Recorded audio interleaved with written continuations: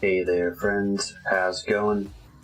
My name's Popeye, and today I've got for you 3 demos. The first of which, as you can see here, is called Rakka. Rakka is this developer's first game. They actually reached out to me on Blue Sky, so this is your reminder that if you are a developer and you want to reach out to me, we can make something happen. Whether that's on Twitter, Blue Sky, my email, which is linked in the Twitch below. You can probably just even send me a Twitch whisper.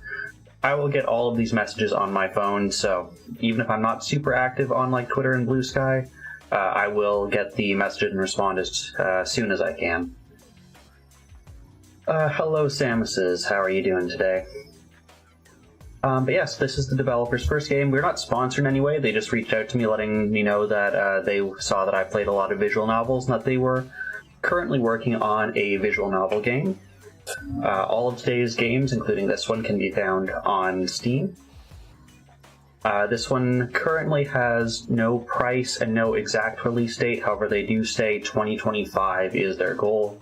So my guess would be kind of Q3, Q4 this year for a actual release. And it looks like kind of based on, if you can see kind of under Rakka, it says Wake 01 Soot. So they might be releasing it in segments. A bit unclear on that. Or if that's just the demo version, is just this first chapter. Before we get into it, this game, kind of before we got to the splash screen, had some warnings, as well as this is from the Steam page. So first, and probably the most important one, is that there is a trigger warning for flashing lights in this demo. In terms of content, the developer said that this game includes some mature themes, including, but not limited to, fights, blood, illegal drug use, consumption of alcohol and tobacco, and crude sexual jokes expressed through text. So those are your trigger warnings. Again, probably the most important one there is the flashing lights warning. I don't know at what point the flashing lights will happen, but there is a flashing lights warning for this demo. Other than that, I have tried not to spoil myself for any of these. I know this game prides itself on its art style. I did look through the Steam page and saw it's made with Ren'Py. If you don't know what Ren'Py is, it's actually a fairly popular visual novel software that's, I believe it's open source software. I've actually used it in university. It's written in Python, and it's actually a very easy way to break into these kinds of things. It's not too bad, Samus. I used it for a university project. It can be pretty monotonous. It's very tedious for sure, but I would say kind of once you get the hang of it, it's pretty straightforward for most things. To me, the worst part is it's in Python. If anyone remembers when I made that fake beardy game, I'm pretty sure I made that in Ren'Py. But yeah, that's it for kind of the introduction of this game. So let's get things started. We've got 3 games slated for today. The developer told me, I think this one's about an hour long. We'll see. Usually I try to give things about an hour, but we'll try to finish through all those. In fact, 8ball said we're 100% completing all 3 of these demos today. So let's not make my bot a liar and let's get started.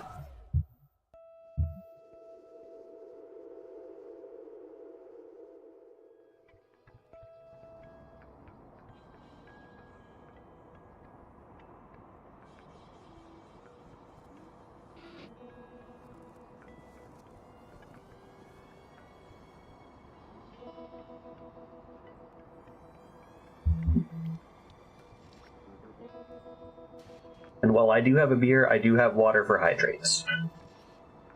And we are drinking Sky's the Limit Imperial IPA today. It's a limited series from a craft brewery just outside of Toronto.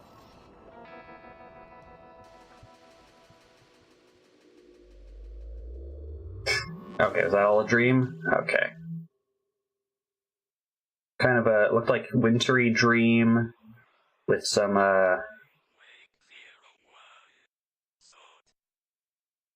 Croissant. Wake 01. April 26, 1993. Looks like we're in an office cubicle building. Yes, Kraft makes beer now. This is why there's like beer battered mac and cheese. It's because Kraft has a giant hand in that. It's a chilly spring day. Rakka looks at her computer screen, then over at the messy heap of sticky notes, floppy disks, and reports. Okay, so I guess we're Rakka. It's named after us, and we are a boring office worker in 93. Sound on Rakka's head seems to be muddy. She's daydreaming, looking through a small window next to her desk. The sound of a dozen mechanical keyboards drone through her mind. I am impressed that this Office 93 was shelled out for mechanical keyboards, and not like the crappy Dell, like, plug-in ones. I wonder how many years I'll have to do this for. 35, maybe 40 years? She's just gotten a call from some figure up in HQ. Now she has to ascend a few floors to have a talk with her manager. Brilliant. She's numb, feels nothing. She couldn't care less about her job. She'll find a new one. A week's worth of money lost? No problem. Big bag of potatoes can fix that. Rakka is stoic. Not at ease, just breathing. I don't know, her eyes look pretty tired to be stoic and not caring. Seems like this job is taking its toll on her. Her footsteps echo throughout the 13th floor, bouncing off the walls, resonating a small, annoying frequency into her ears. Here we are. There's that prick. An average, scraggly, bearded... Hey! Did Rakka just call me a prick? With a slick layer of grease to his face, the bleak strip lighting reflecting off his sweaty forehead. Rakka's not being very nice to me. Contrary to what you might think, Rakka's manager, Mr. Smith, is quite the timid man. Years of stress have made him look kind of disheveled. The man looks like he's on the edge of a burnout. Okay, there we go. So if Panic comes in, you gotta convince him that whoever's birthday he stole from for today, it's not mine, that he should use that to make everyone be nice to me. Doesn't make him less of a slimy invertebrate, though. Rakka, we need to talk. He says in a serious manner as he signs her to sit down. I guess that's fair. That mousy voice is one she's come to detest. It's got this sanctimonious quality to it. Rakka takes a seat quietly, but her manager holds a cold, calculated stare. I like the fact that you can clearly see through this that they actually did draw a face and head to this, and that they didn't do nothing knowing that they were going to draw over it with this scribble. They actually drew out this face as well. I believe, if I remember correctly from the Steam page, I believe the developer describes it as papercraft as their art style. Let me quickly double check that. Paper cut style is how they call it. Rakka just finds the way he sits there and eyes her, silently judging her, a bit awkward. With a slight turn of the head, she'll lean back and fake cough into her fist to break the uncomfortable tension. A slight glint appears in his eye, and behind her, the door opens. Ha! Really got her, Smith. The big boss. The man who Rakka doesn't care to remember the name of waggles into the room. I would appreciate if the learn to juggle and wait until in between, so as to give each... Okay, I saw the redeem. Okay. This one is water. I'm closing to make sure my cat does not knock over it. Oh, this man's an alcoholic for sure. I don't think he is.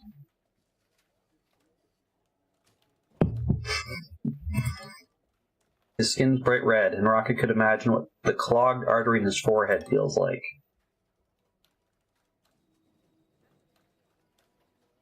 I did have to second guess. I just saw the redeem come through, and then I was like, dang it, and then I saw the hydrate, so you got me. The two men continue to laugh for a bit. Rock is sitting there, trying to conjure one up to no avail.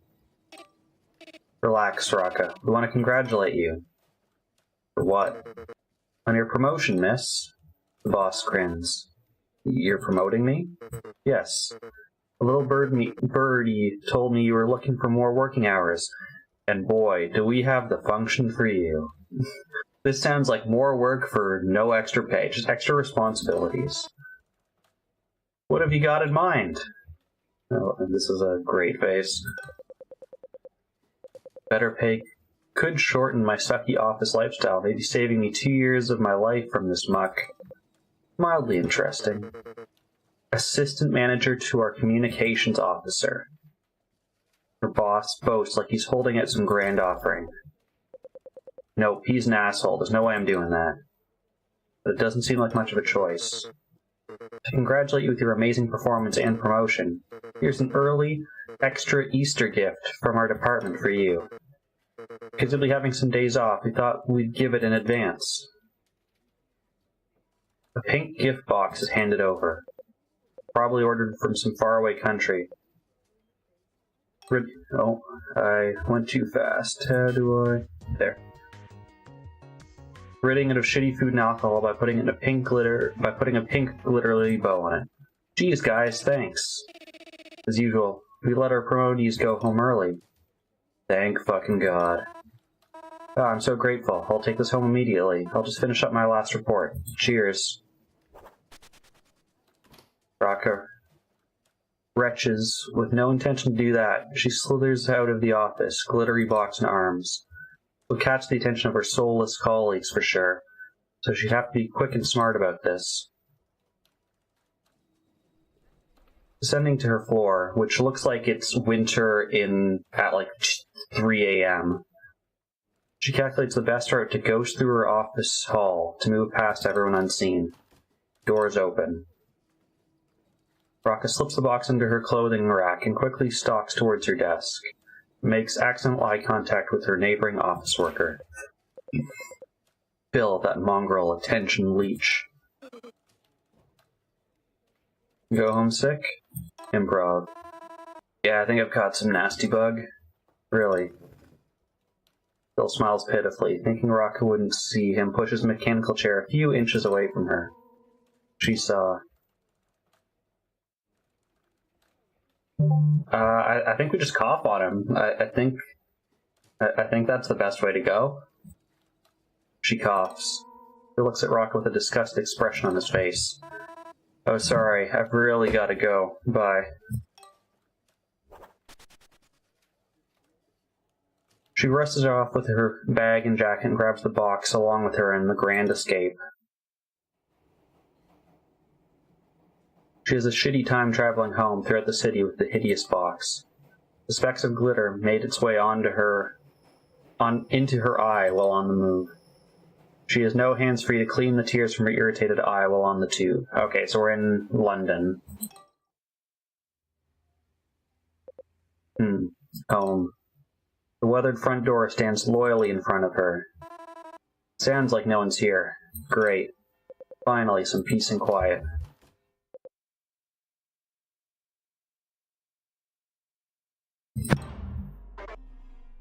Rakka.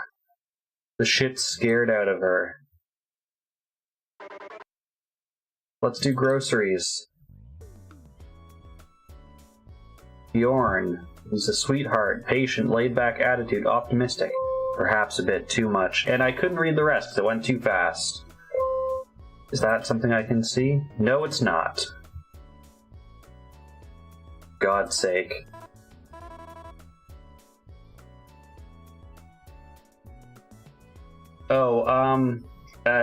Dread Pirate Roberts is a character in Princess Bride. If you haven't watched Princess Bride, I highly recommend it.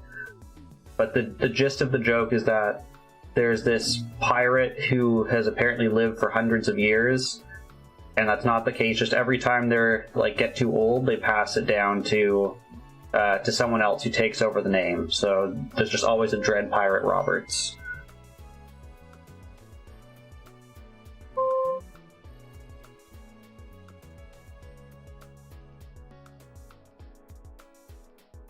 Go do something with your life. She angrily rips her ankle out of Bjorn's palm and stomps towards her room. What's that? It's nothing. Oh, I'm so bored. Bjorn, this is the last week you're off, right? Yeah. Good, at least I can count on one of them being away for a while. What's with that dreadful pink thing? Sascha, smokes a pack a day, egotistical prick, likes to draw, would rather stay inside, acts like he doesn't give a shit about anything. Been advanced on? No. It's from my job. There's glitter.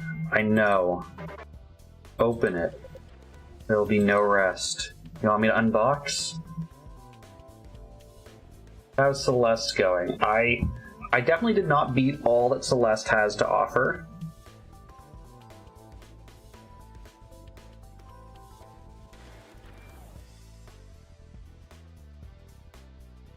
But I did beat, like, the main story, and then I think I beat the B-sides, but I don't think I did the C-sides, I think is how far I got.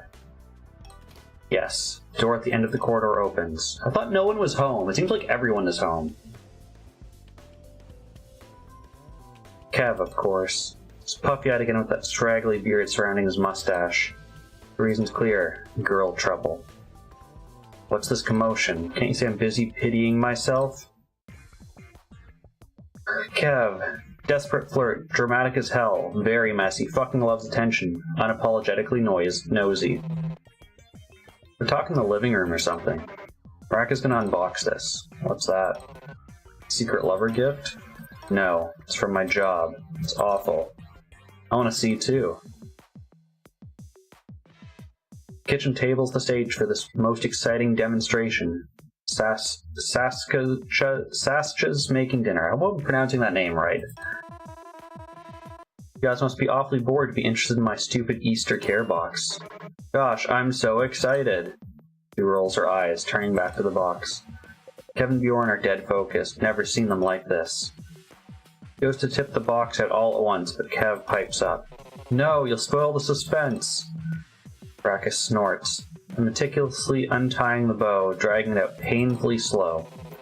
Alright, not that suspenseful, yeah?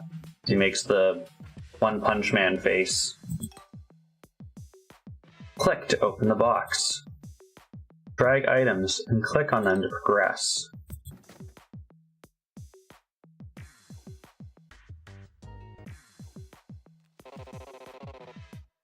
The fuck's the use of this stuff without a cacolon? It's literally just a pan, you numpty. What about the little prickly sticks used for the stuff to dip? Make an assessment. Right, a fork. There's a face mask. Whoop-de-doo. It's all yours, Bjorn. No thanks. There's how you can tell this is cheap. Cephal branded hot sauce, really? Everyone knows that that's the shittiest one. Or anything else Cephal branded for that matter. I don't know, Rakka. Kind of like that silly little mascot character they have. Of course you'd say that. Just look at this. We worked the cubicle for 2 years minimum wage, and this is how they thank you. Dried fucking chickpeas. What's up with that ominous looking mascot? Okay. We got a little note at the bottom. So, what I've got is dried chickpeas, cheap hot sauce, a fondue kit, and a mask. Splendid. Wait, there's a note in here. It's whatever, it's probably some advertisement. Hand it over. Rakka huffs with a smile, and Bjorn reaches grinningly, expecting some sappy copy-paste HR message. Note in hand, Bjorn leans back, Kev following closely. Amused expressions turn confused. What? What's the paper? It's only numbers? It's probably just some order number. Well, I used to deliver mail when I was 17. Pretty sure that's not an order number. Those are way shorter. Got letters in them. Rakka does note that the way these numbers were put on the paper is strange. Just a whole block of numbers in a slightly too big font. Let me see that. A fax number, maybe? Nah, it's way too long for a fax number. Why are you so intrigued by that stupid paper? It's probably nothing. Rakka takes the paper, crumbles it, and tosses it wherever, close enough to the trash can. Anyway, any of you want to go out tonight? Meeting a girlfriend at the pub. Is she single? Shouldn't you get over your last news first? Hey, the best way to get over someone is to get under someone, yeah? Right, let's pretend we weren't exposed to you all in your room just 10 minutes ago. Let him be problematic, so long as he's happy, right? As a matter of fact, she is, but you're not her I'm in. Me too. Care to join? I'll think about it. That means he won't be coming. Okay, Miss Psychoanalyst. First off, I've got work to do. Next, maybe I will go. Wow. Sastra's pubbing for once? Hey Kev, want to fix that date? You might want to do something with those sorry for yourself puffy eyes, yeah?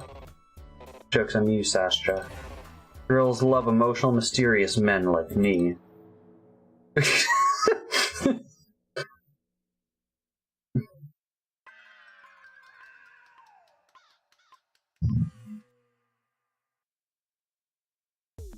I mean, you have a woman here to ask her opinion of.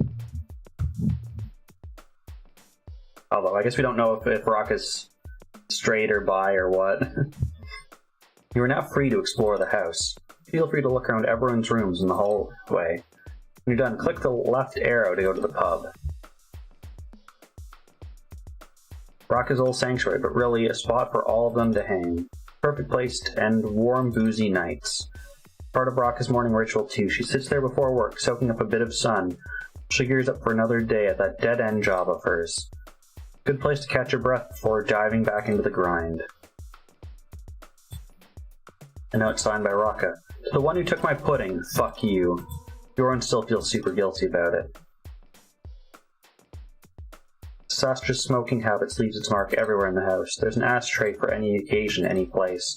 You'll find them in the bathroom, the restroom, living room, Wait, you have a bathroom and a restroom? I thought those were the same thing. And even sporadically in Kev's room. Especially when Kev's breaking his pact with Bjorn to quit. But like Sastra's luckies have claimed every corner, and no one is safe from the trail of smoke he leaves behind. Sastra's got the biggest room in the house, but somehow he's still convinced the dinner table is the best spot for his design work. At this point, calling it a dinner table is a joke. Sastra's personal home studio. Everyone else is just an unwelcome guest in his world of notes and sketches. From 9 to 5, it's a war zone. Never Bjorn, Kev, or Rakka dare to rummage around in the kitchen or living room. They'll catch a scowl and a sharp, "You're too loud," or "I'm trying to concentrate here." It'll be some kind of misunderstood genius. Doesn't matter that this is a shared apartment. Okay. Let's go into Shitface's room first. They're apparently studying. Kev's a right enigma to Bjorn, Sastra, and Rakka. Not in some swoony, mysterious way, more like he's genuinely thick, or secretly a genius just messing with us. They've got no bloody clue. Odds are it's the latter, though. Bloke's in med school, after all. His room's a riot. Floor's a battlefield, socks and papers fighting for space. Last time it saw Hoover? When dinosaurs roamed. Study guides piled like some sad shrine to responsibilities he hasn't touched in days.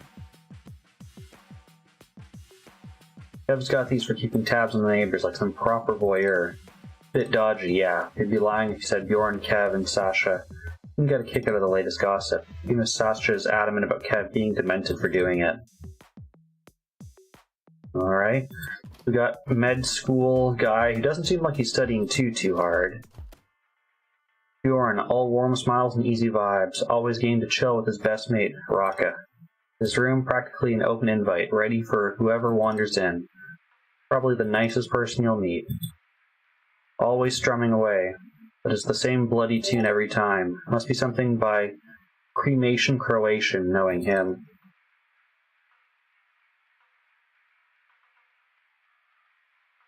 From Sasha. Ever thought of flushing? Bjorn's a proper softie. No two ways about it. But full-on wept when his camera bit the dust. His grand plan to plaster the wall with snaps of his mates, himself, and their daft little escapades. On hold for now. Doesn't matter what dreck he's got on there, he's mad for it. It's like it's the only thing keeping him alive. From Sasha. Alright, we read that one. The first thing we read, actually. Rakka's some easygoing gal, sure. Always knows just what to say and whenever to say it. Her room's a shrine to faded cool. The sure is looking all broody and Steely Dan smirking from the corner. Okay, so we got a Steely Dan poster, we got The Cure.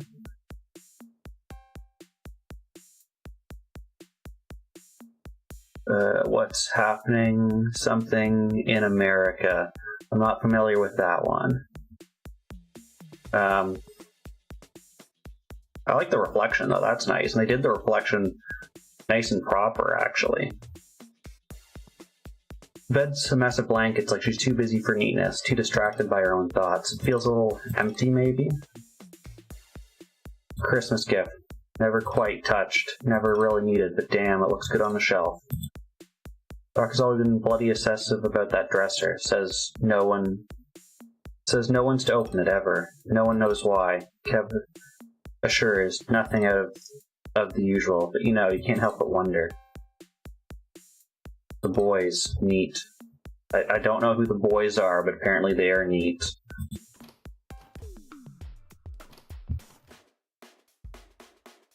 Two years now for Kev and Bjorn living under one roof with Sastra. Rock has been around for one. Funny thing is, feels like they only just met Sastra yesterday. He's pro at dodging personal questions, keeping himself to himself. Real Eisenganger, that one. Einzelganger. I don't get that reference. Sometimes he looks like he's sharing house with them is pure torment. His painting's been sitting there for weeks, and he's probably as clueless about anyone else about whether it's done or not. He's got a thing for plants, that's obvious. It's odd, he's got that sad old branch standing there while his art's absolutely soaked in the damn things. Sastra's living pay to pay, scraping by as a freelance graphic designer. This was his latest gig. Paid well, too. He's been gloating about it for weeks. Mentioned it at least 20 times before finally letting it go. And yeah, it's nice. Has this whole judge and still vibe to it, all curves and elegance. I'm clearly not a design person because I'm getting none of these references. Alright, I guess it's time to go drinking.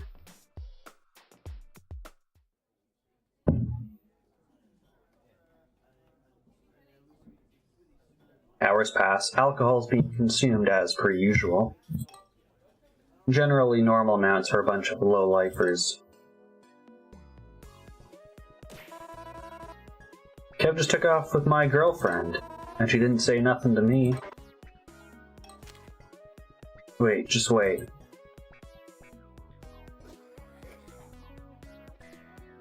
Oh god.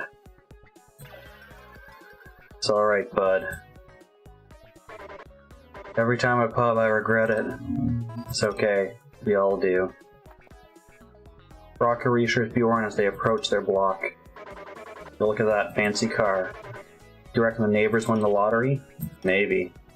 The windows of the car are blacked out. Sastra makes a mental note. Odd. Some black Mercedes here in South London at this flat?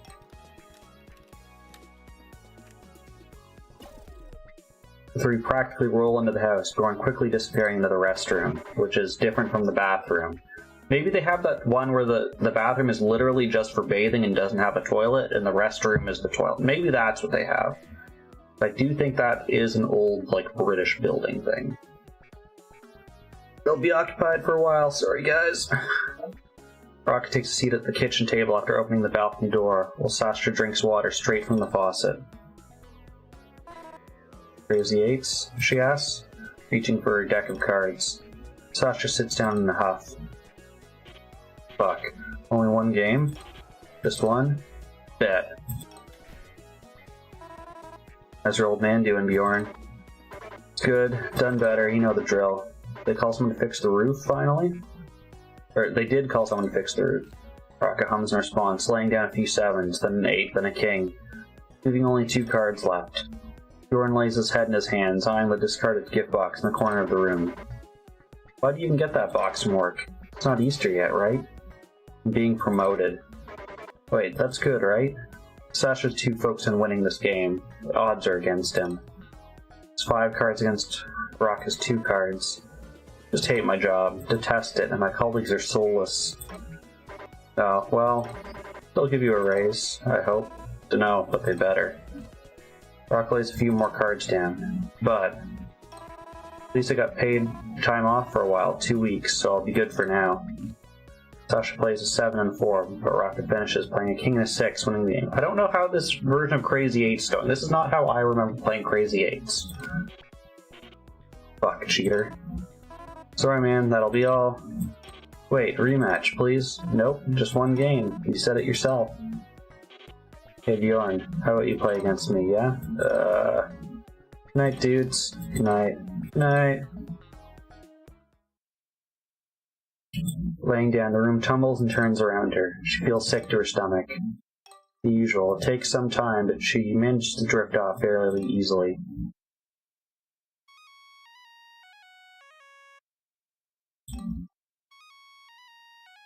Rakka's cell phone rings loudly, and this is probably the flashing light warning. Let's try to get through this. What the fuck? She grumbles, picking it up. Some unknown number. Presses the call anyway, away. Almost instantaneously, her phone rings again. So, again, she presses the call away. She breathes out. Christ, why? About 5 to 10 seconds and the phone rings again. She groans, rubbing her temples. God. Snatching the phone off her nightstand, she decides to pick up, give him a piece of her mind. But numpty calls at a time like this. Who the fuck is this? I'm a working woman. The hell do you think you're doing? You're taking the piss? The other side seems to breathe in before answering. Well... You're... What is it? You're off for a few weeks, aren't you? I think this is maybe supposed to be the Beatles? Maybe? That might be their historic first trip to America. That might be when they were on... what TV show? They were on, like, some late night show. Maybe that's what that's referencing. The voice is almost unintelligible. What it said runs shivers up Rakka's spine. Quickly ends the call and turns off her phone. Feels nauseated. The drunkenness hadn't worn off yet either, worsening her state of disrepair. Spooked and unable to continue sleeping, she gets up and heads back to the living room. Kev sitting there with Sastra still up, seeming totally fucked. On the table, a bottle of bourbon stands next to a pile of cards. Thought you were sleeping. I beat Kev at Crazy 8 like 15 times now. Wow, awesome. Rakka mutters, sliding into a seat unimpressed. Shh.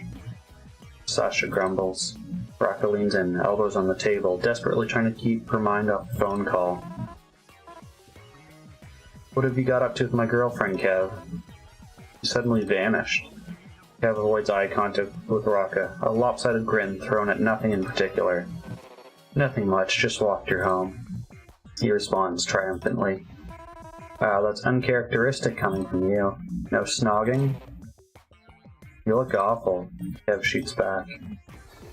Gets up, opens the fridge, grabs a packet of ham and crams a slice into her mouth, her voice muffled. Bad sleep, feeling sick. Anyway, she says, tossing the pack back into the fridge haphazardly. You guys mind me spectating for a while? Nah, take a seat.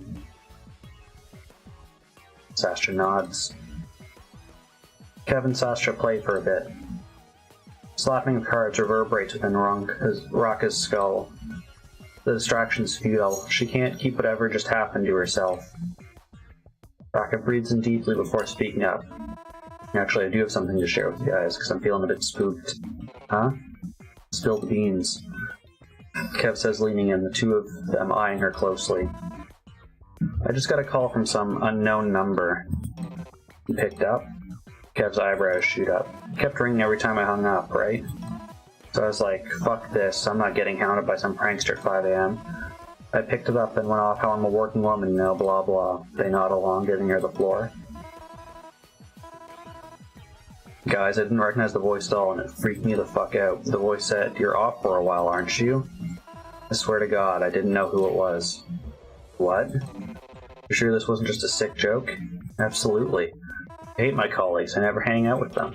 Maybe someone's just jealous that you got that promotion and thought they'd give you a piece of their mind? I didn't tell anyone, for fuck's sake. I just left today. Well, you know how it is, word spreads fast. Maybe someone caught wind of it? I hope so, I really do. Rakka's eyes staring into her lap.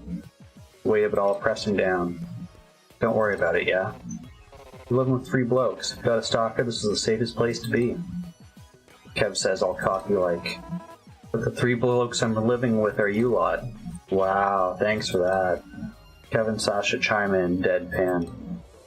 Bjorn just laughed himself like it's all a right joke. No, sorry, I'm just being a grump. I trust you guys. Let's just keep an eye out for now, yeah? Bjorn says from the couch. His tone serious, but still laid back, but still serious. Okay, 7 days pass or something. That's chapter 1. April 29th. The group's scrambling to get ready. April 29th, the biggest underground rave in London this year. It came up faster than they planned, and they're still hunting for a last-minute fix. 2 days flew by. Rakka's phone had been blowing up, calls coming at her left and right, maybe a dozen of them. He decided not to answer, hoping the instigator would just get bored and piss off. Still, the question gnaws at her. Who's behind it? What do they want? Now she slouched on the couch, trying to lose herself in a BBC nature doc, drowning the thought while Kevin and Bjorn scramble around. Car's packed and ready. Sasha shouts from the front door, lighting a cigarette while he waits. Calm as anything, parked out on the hood, counting the geese crossing the sky. The 3 inside ignore him. Rakka's phone starts ringing, her stomach drops for a second before she checks, lets out a breath. Familiar number. Hey, sorry, I might be a bit late. Can we get the usual? Oh, yeah, it's fine. Do you have a cell? Or are you on a home line? She asks, her voice settling back to calm. Lauren kept hover, listening in, waiting for her reaction. Her face tightens. Oh, alright, I guess. See you there, she says, ending the call. You got a fix? Or was that unknown number again? Got the fix, but the idiot wants me to meet him there. Says he doesn't own a cell. It's awkward as hell. Oh, you need a drug lord boyfriend. But you better come with me to find him tonight, alright? Feels too sketchy otherwise. They nod. I definitely need a drug lord boyfriend. This is all yours. Rakka shouts, tossing their jackets at them. They've already been waiting downstairs forever, he says, tapping his foot impatiently. Yep, let's roll. Shotgun, Bjorn yells, dashing out the door. I guess Sastra's the driver.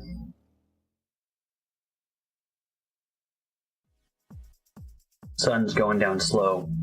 UK Garage mixtape fading in as twilight comes on. Halfway there, Kev leans forward. Pull over here, he says, pointing to a fast food joint. They pull into the drive-thru and park next to the restaurant after receiving their orders. This is the life, guys. Love to go on a road trip all day and see new places every time I step out of my car, Bjorn says as he looks at the sunset, holding onto a bottle of rosé. Me too, Rakka sighs. Kev reaches for the bottle. I'd do anything to get out of medical school. I love a vacation. He sighs and takes a sip from the bottle. Well, you'll first have to learn how to drive if you want a road trip, Bjorn. I can. Just don't have a license. Psh. I'm not letting you drive like that. I don't want to be the only driver. I'm not some chauffeur. I can drive, Rakka joins in. Her driver's license not too fresh in the pocket. Fuck no. No way I'm letting you drive my car. He'll get us all killed. What? Why? Oh, I get it. Women can't drive. No, you just can't drive, Rakka. But I've got my driver's license. Great, just don't use it. Sasha retorts ringingly.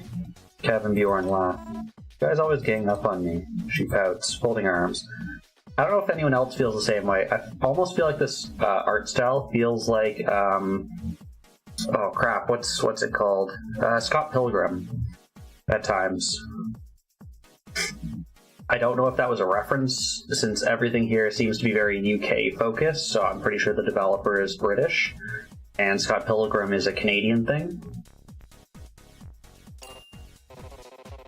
Rakka, let me borrow your cell for a minute, Kev says, hand out, looking exasperated. Rakka hands it to him. Here. God, I'd kill to own a mobile. Kev sighs as he presses in a number. I don't know about that. It's actually pretty invasive to be contacted anytime, anywhere. Rakka says that she remembers all the unknown calls she's gotten up until now. As Kev dials, his face shifts to annoyance. Alright, fine then, don't come. He barks after a heated exchange, slamming the phone down. What's going on? Girl from our latest escapade? Yep. She's not coming? Nope.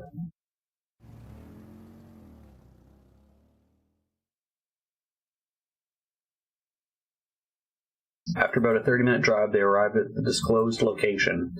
It's close to the beach and there's sand scattered across the parking lot. The loud thumps of the kick pulls them in. Bjorn and Kev quickly try to get out. No, you were gonna help me find that dealer. Oh, fuck. Really gotta search for this bloke? Don't be so difficult. It's for the greater good. How do we find him? Told me he's wearing gray sweatpants, a gray hoodie, and red shoes. That's just about what every guy looks like in here. How do we even know he's here? Oh, he's here for sure. This is his job. Rakka says, rolling her eyes. Bjorn turns to Sasha. You gonna help? Sasha holds up his rolling papers, unfazed. Later? Yeah. Need a minute to myself. Three brush him off and head into the dark, crowded warehouse. It's too packed, stifling hot. Half an hour in, they're all dripping with sweat, squinting in the dark. I need a break, it's roasting in here. Kev and Bjorn nod, clearly fed up. They push back to the crowd and out to the car. There, lying on the roof, joint in hand, is Sasha. Beside him, the dealer they've been hunting for. Hey, you found him. The dealer gives a curt nod. Ah, there we go. Got cash on you? Yes, sir, well, leaning against Sasha's car. I've got it. Kev comes forward and pulls out a 20-pound note. Dealer stares at Kev for a sec, his expression changing. Wait. I know this guy. Dealer's eyes narrow. You're my sister's ex-boyfriend, you prick. He says, sizing him up. Kev gives a nervous chuckle and rubs the back of his head. Oh, Tiffany, right? Rakka sighs internally. Really, Kev? He tries to bargain. Hey, a deal's a deal, yeah? No, I won't be selling to this dude, the hell? The dealer says as he shifts weight on his feet. Rakka's giving it everything, trying to keep her eyes from rolling all the way back into her sockets. Alright, don't worry, I'll pay. She takes the note from Kev, but the dealer just grins. You're paying the asshole tax then. How much? Rakka asks, her patience stretched thin. Call it a $5 extra? He starts, a grin grows. Or, you go on a date with me, and I'll consider this payment done for. Dealer winks. Bjorn and Sasha ruffle their eyebrows. Not some drug whore. Here. Rakka scoffs, pulling out a tenner. Keep the change. Hand over the goods. He says as she shoves the notes into his hand. The dealer puts his hand in his pocket, leans back, and pulls out a small bag of colorful pills. There you go. He tosses it to her. Thanks. Rakka retorts as she puts the little bag into her pocket. The dealer lights a cigarette, still slouched against the hood of the car. You're missing out, he says, exhaling smoke with a lazy grin. Sasha perks up at that. Boy, how about you get your slimy hands off my car? Just had it cleaned. He snaps, dropping down from the roof with a thud. Fuck you mean, man? You're just laying on your roof. Car's a wreck. Dealer shoots back, defending himself. Scurry off, you've done your job. Bjorn adds, stepping closer, his expression unimpressed. Rakka nods in agreement. Alright, take your tips. Go buy yourself a beer or something. Quit boring us. Dealer glances between the four of them, starting to feel the dismissal. The lot fucking suck. No fun at all. Don't disrespect me, punks, he snaps, straightening up and puffing out his chest. Go seal another deal, bud. The dealer storms off, feeling belittled. Fuck around and find out, bitch. He shouts from a distance. Rakka bites her tongue, resisting the urge to yell something back at his retreating figure. Instead, she pulls out the bag of pills. Such a grimy start to the evening. We'll just forget about that. She sighs, tossing the bag to Kev. Eat your heart out. Wild how one tiny pill can send a whirlwind of emotions rushing through you. Purely positive, of course. And shift your perception of time. Joy fills the air, and the stars seem to shine brighter. Smoke spills from the warehouse in little puffs as the front doors swing open and close like it's breathing. The bass throbs through the atmosphere, soothing and relentless. Brock is chatting outside with a few girlfriends when Kev stumbles out of the warehouse, slightly disheveled and sweaty. He spots the girls and makes his way over. Hey girls, how's it going? Kev says, his pupils as black as the night around them. Don't mind him, he's a fool, Rakka whispers to her friends and they giggle. Kev leans against the wall, trying to straighten up, but he slips and almost goes down. Kev's confidence is immediately out the window as he flashes an awkward, lopsided smile. I'm getting a call. Be right back, girls. Suddenly he has a French mustache. He doesn't own a phone. Rakka whispers as the girls laugh loudly. Suddenly Rakka spots police cars pulling up to the driveway of the warehouse. No, party's over, she says, and the girls let out disappointed sighs. We'll be right back. Gotta grab our stuff. Okay, good luck. Rakka replies, turning her attention to the officers getting out of their cars. One of the cops approaches her, and she greets him with a smile. Good morning, she says, maybe a bit too cheerfully. The cop looks exhausted. ID, please. Rakka pulls out her wallet and shows him her ID. All good. Stay outside and go home as soon as you're sobered up. We'd rather not have ourselves a traffic accident on our hands, aye? Aye, Captain, she says, sliding down against the warehouse wall absent-mindedly, still occupied with the woos swirling within her. She waits a few minutes, glancing around if she can spot Kev, Sasha, or Bjorn. Kev appears next to her. Took a piss break, what's going on? Says as he sits down next to her. Party's over. Ah, shit. What's the time? About 5 a.m. Shit. Man. You really did me dirty down there. Sorry, I couldn't help it. Get you back for that. You know, girls love clumsy boys, she says, trying to sweeten the deal. Yes, feed my ego, please. Kev laughs with a tinge of desperation as he looks off into the distance. This one dude's been dancing for, like, half the night. Bjorn and Sasha are still dancing inside, enjoying the rough environment, lost in the sound, sharing frequent laughs.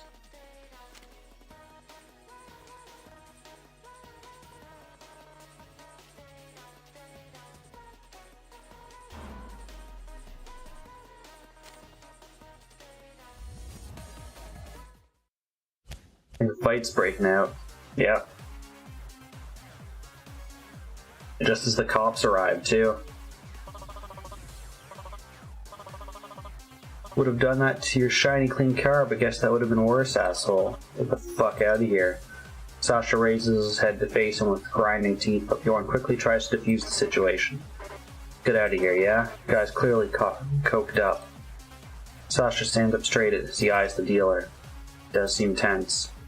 The dealer's eyes are darting around the room, wild and frantic, before snapping back up.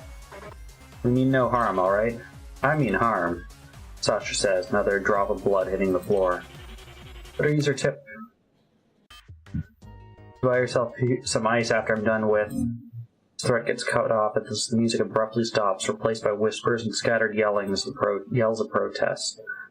The dealer looks paranoid, scanning the halls for feds, and turns back to Sascha, his expression tense. Bjorn catches the sight of the front door as the feds enter. Chaos breaks out in the hall. The dealer tries to slip away, but Sascha grabs his arm. Wait a second, asshole.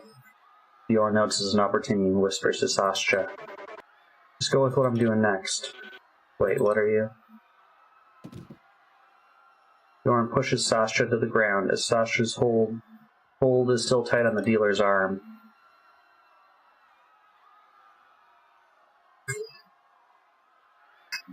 He eyes the scene he's set up. Sascha's holding onto the dealer's sleeve. The dealer's clearly coked up and looks like he's about to throw another punch. Yeah, it looks ugly.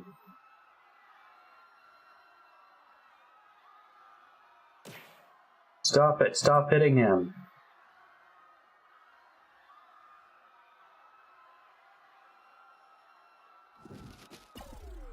Stupid fucking trickster.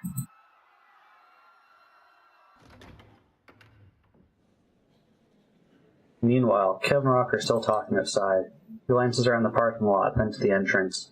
He notices Bjorn and Sascha walking out. Wow, what the hell? What? Rakka asks. Her lulled heads, now snapped up, still daisy. Look. Kev points towards the car where Bjorn sits. Bloody-faced Sascha down. Her girlfriends flock around the two of them. But what the fuck just happened?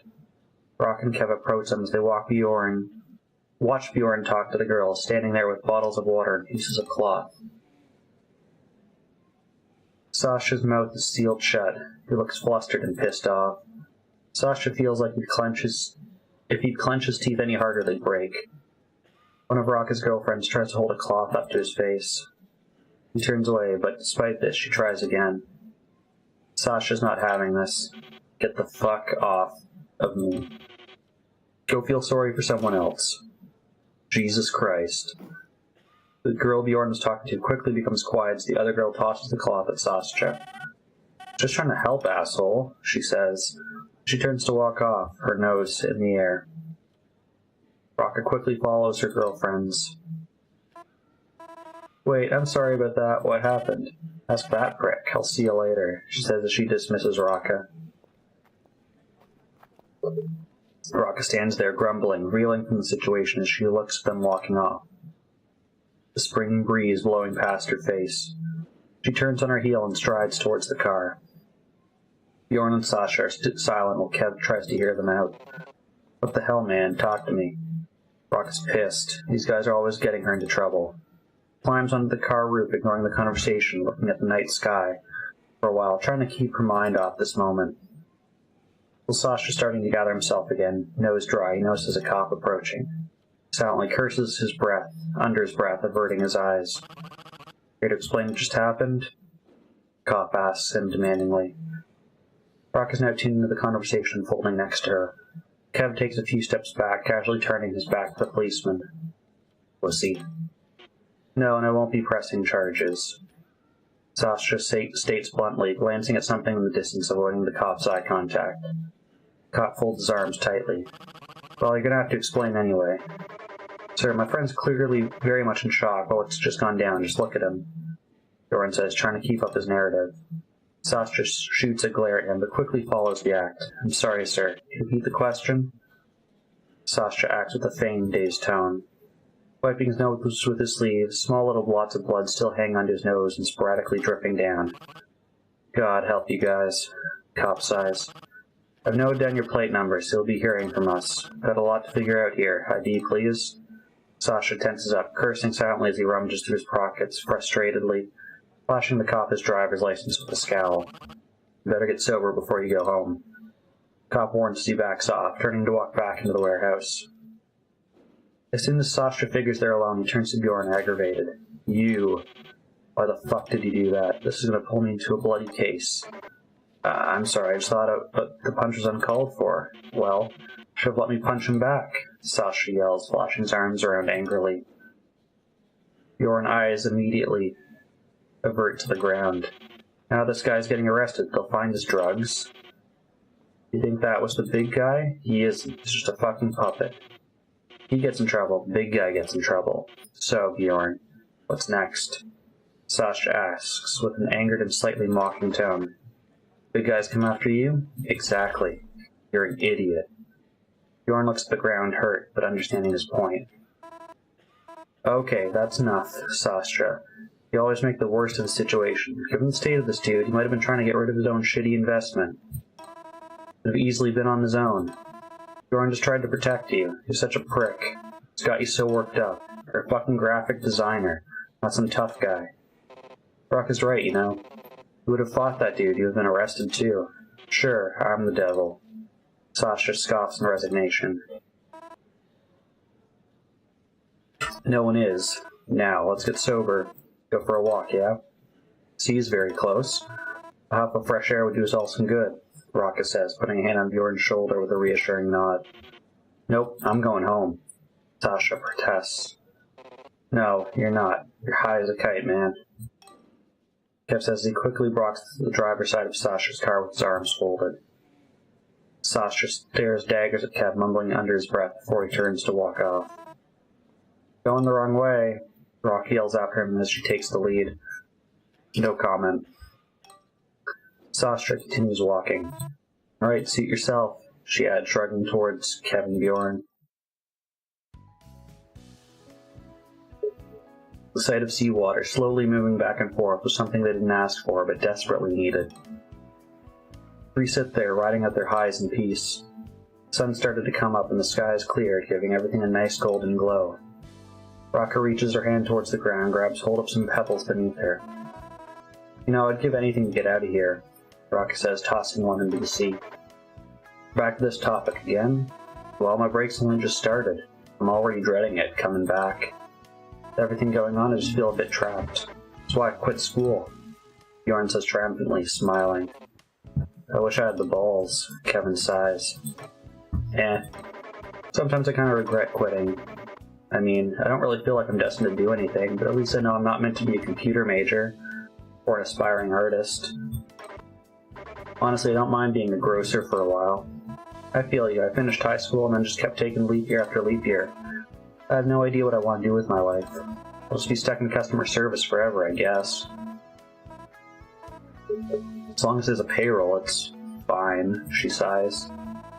But I want to live my life having only been a boring office worker.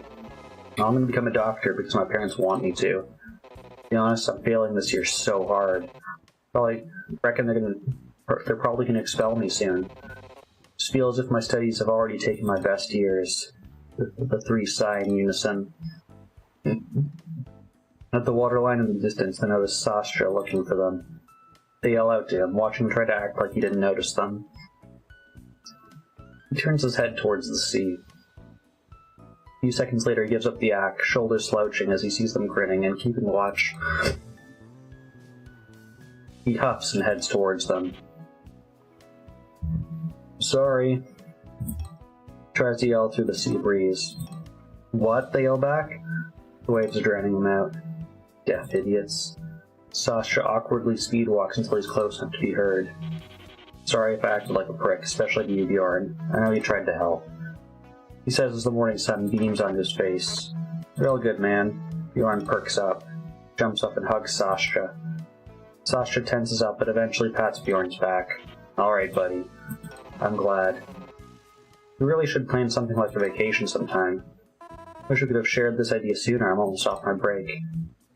Bjorn's eyes widen. Lads!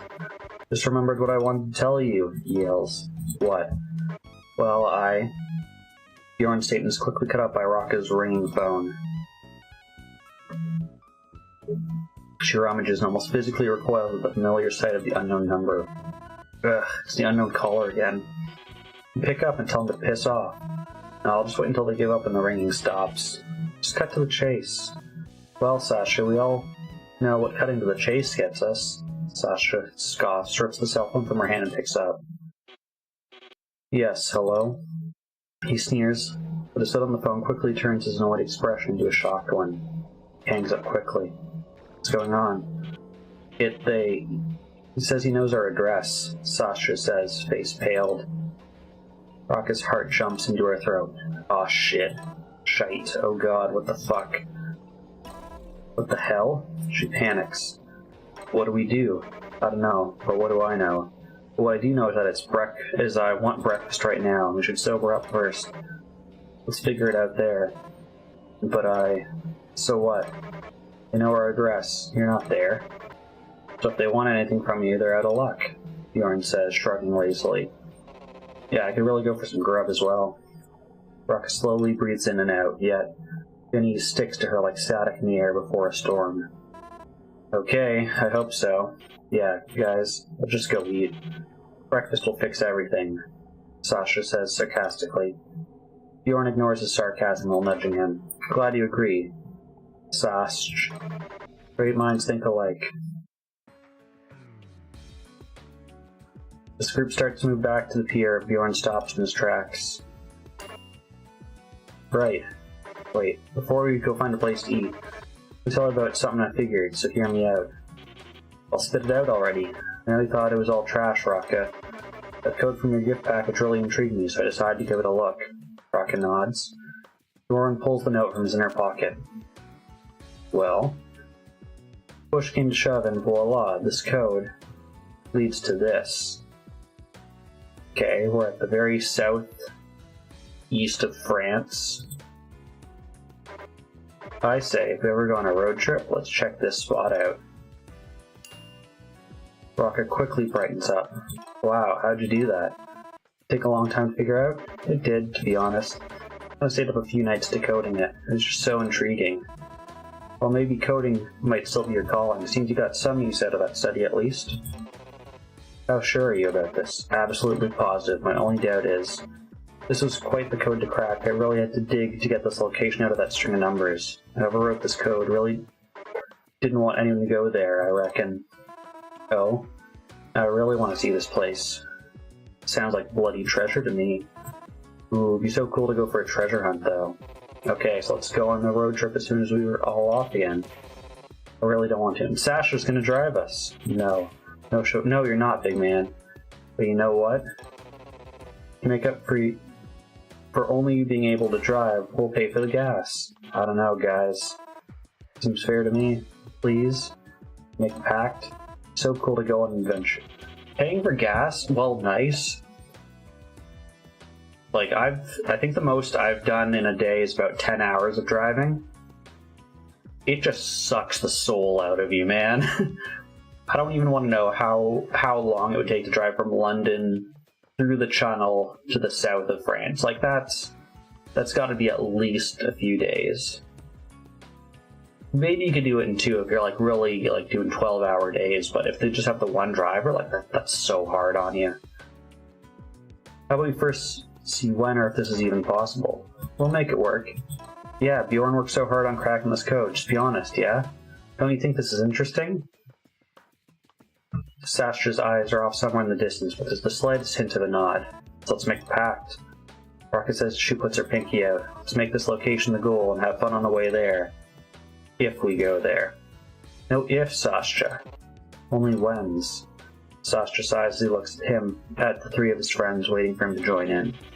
You lot better not make me regret this. Yay, it's a promise. After their pact, the four decided to find a beach pavilion.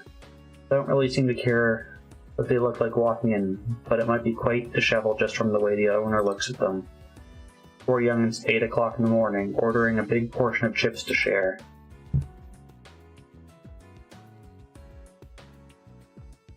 They sit on the outside terrace for a while, dabbling in the bleak sunlight. Eventually, the missed hours of sleep start to take their toll, and they decide to finally move back to the car. You sure you're sobered up? As sober as one can be. He's still high, isn't he? And still, they'd rather have this tosser drive. You insist. Bjorn shrugs, he'd seen worse. Okay, everybody ready to go home? Yeah, let's go. Rakka nods. Car engine starts humming as usual. The moment she hits her seat, her mind's back to analyzing.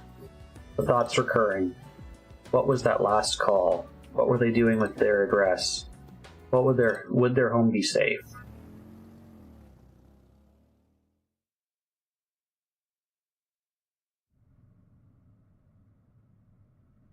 And because we're in true British fashion, driver's on the right. While Kevin Bjorn have slowly dozed off, Rakka nervously picks at the hole in her seat, trying to drown out the call. She's rolling a string between her fingers and gives it a pull, breaking a piece of the string in the process. Stop picking at the seat. Feels like you're waterboarding me. Sorry, Rakka says, clasping her hands together. I get it, I'm nervous too. They don't feel good, those calls. All of it. At least I'm not the only one worried.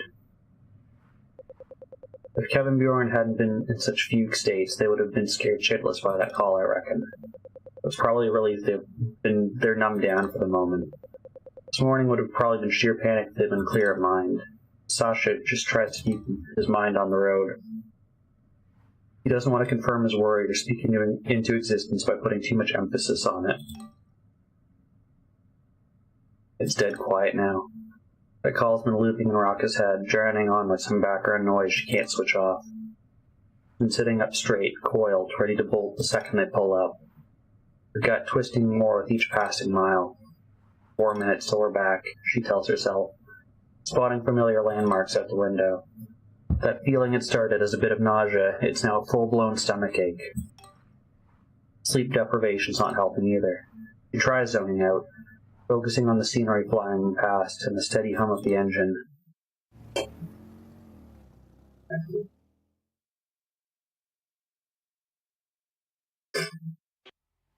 Okay, we're here, Sasha says, pulling the car into a parking space.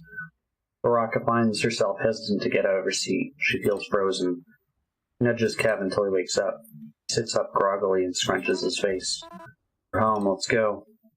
Rakka opens the car door, gets up and waits outside the car for the rest to come out as well.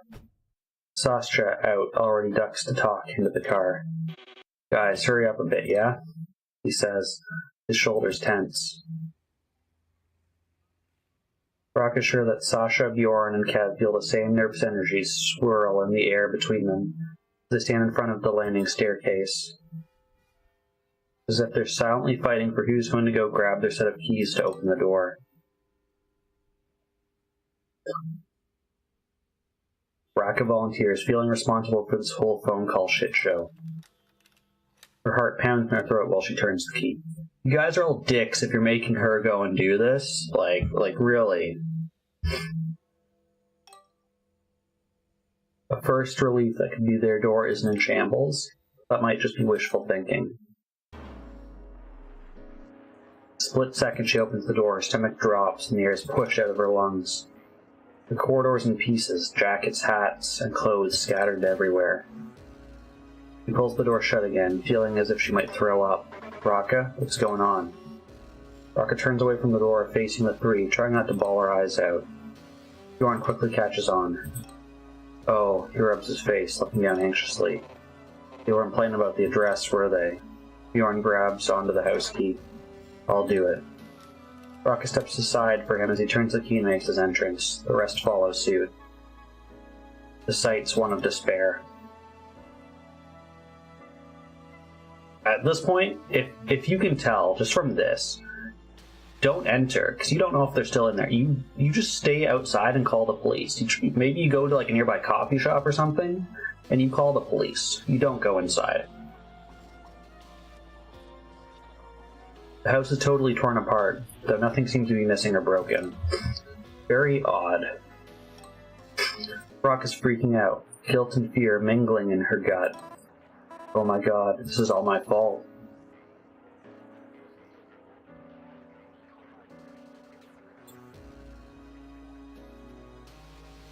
Sasha's sketches and commissions, once spread on the dinner table, have been disturbed, some of them lie scattered on the floor, tangled in a chaotic mess of papers and documents.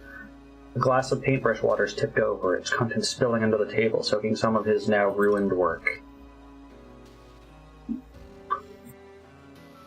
The medicine cabinet's a mess, showing that whatever the intruders were searching for wasn't in there. First aid kit is left open, its contents scattered, and some bottles of disinfectant have toppled over. Paperwork is scattered about, as though it had been violently yanked from every drawer, every crevice of the house. Bank statements, energy bills, scattered pages from Kev's thesis, invoices, and half-ignored newsletters crushed underfoot like they never mattered. Most of these weren't even stored in the living room.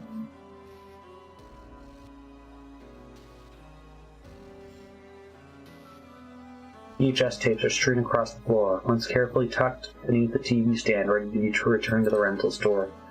Now their sleeves are torn open as if someone hastily searched through them. This is fucking madness. What kind of nutter is this stalker? Sasha snorts, taking in the mess. He's frozen for a second, not sure what to do next, until his heart does a sudden backflip.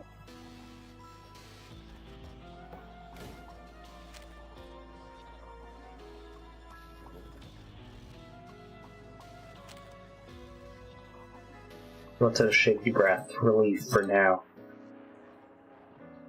The gun's still there, jammed into the wooden frame.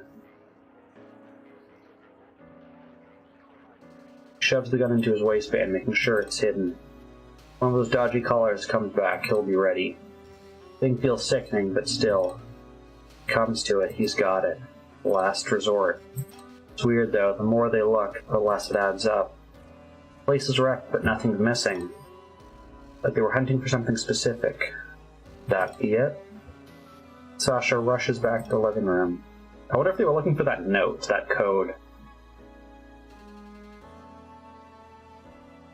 Rakka's on the couch now, head buried in her knees. Bjorn and Kev are tearing the place apart, checking for any missing stuff. Saying a burglary, something else. What do you mean? I feel like he or they were trying to find something. I think Sasha's right. My fucking Walkman's gone.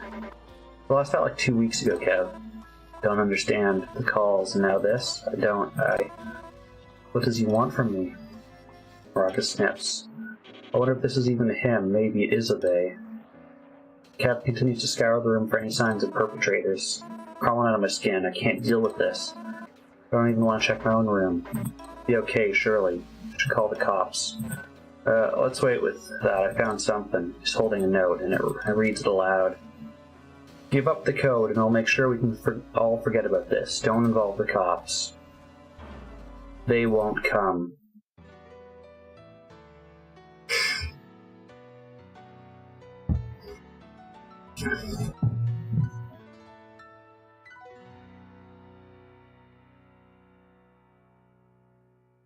And that was Rakka, the Wake 01 Soot demo. I was a fan of this art style. I was a fan of the characters and the story that was going on here. I think if you like kind of mysteries, especially if you were British, which I'm not, I think this would be an interesting game, and I'm sure that there was a bunch of references and stuff there that I missed. That if you were British, that it would make a lot more sense.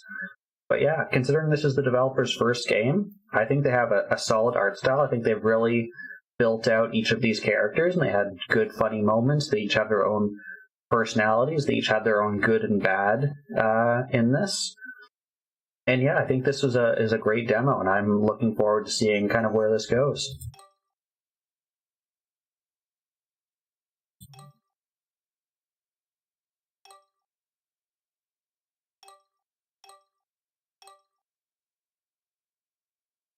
Okay, and they're also on itch.io as well, it says here.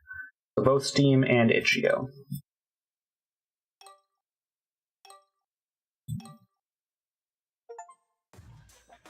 Interesting, you can get an achievement for completing a demo? I didn't even know that was possible. But yeah, that again was Rakka. They're on Steam and apparently also itch.io. This is the developer's first game.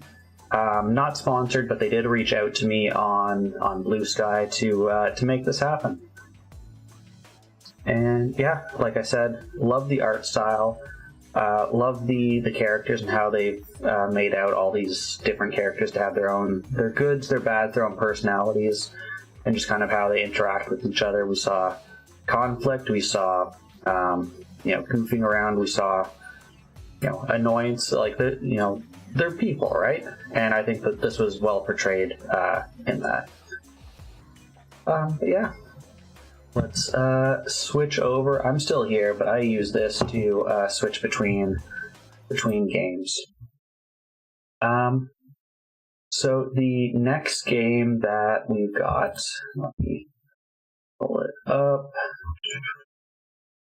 We're going to do another...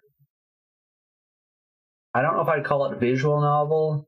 It has a visual novel feel from what I saw. It honestly kind of reminds me of...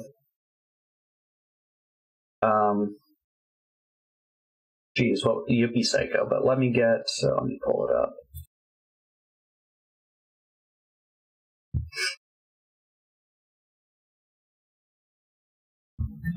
Is this the one that won't let me switch monitors? Let me see. If so, that would be a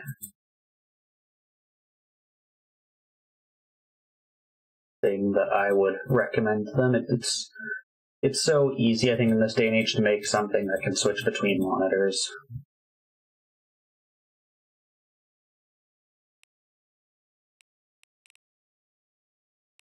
Did I have to make it not full screen and then move it over? Maybe that was it.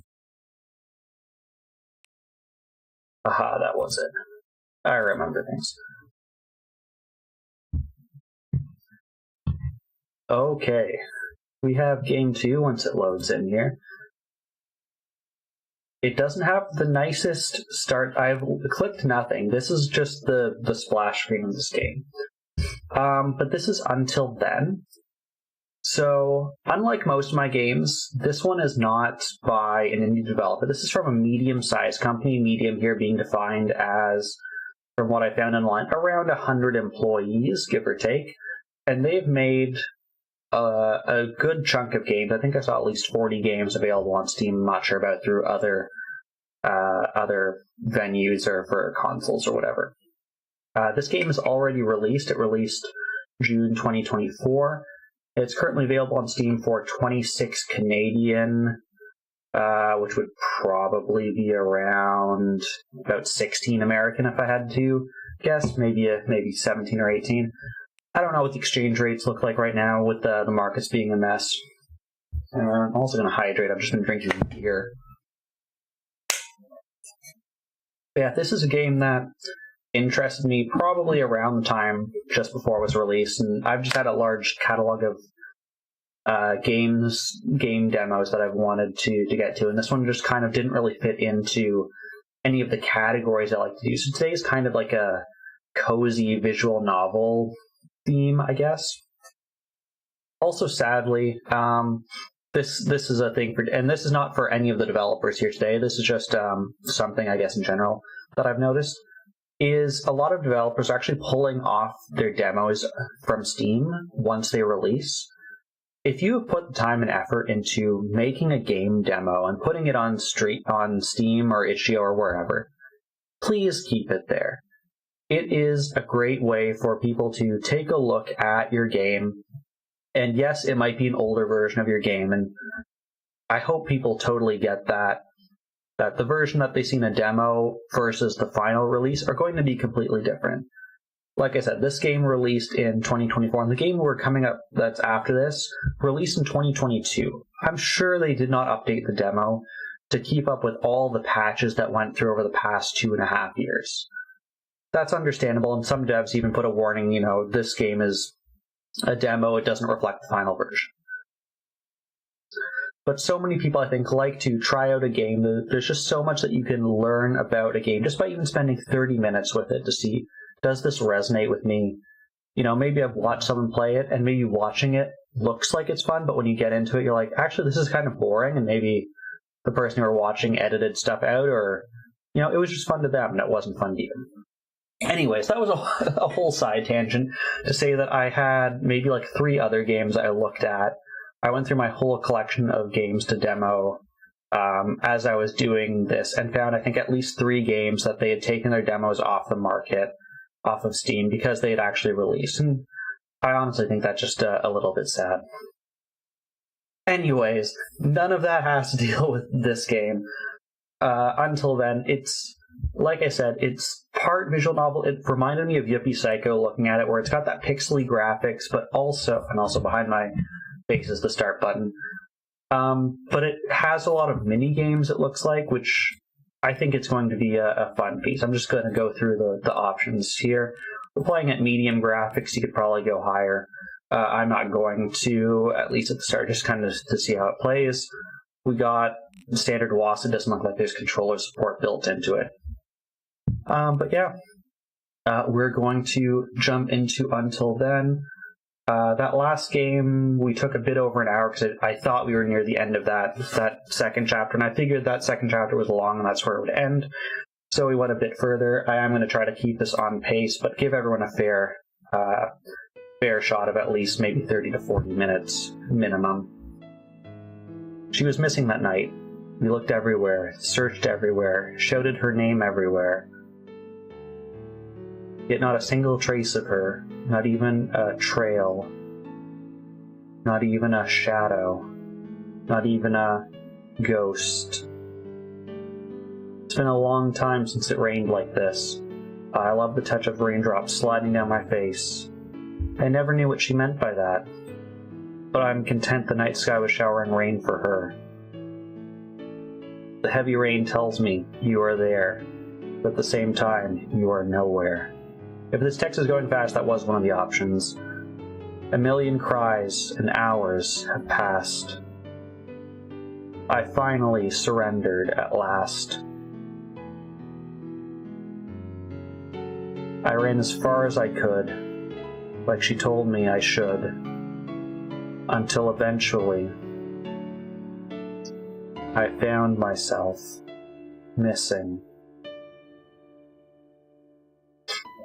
Within me, I looked everywhere, searched everywhere, shouted my name everywhere, yet not a single trace of me.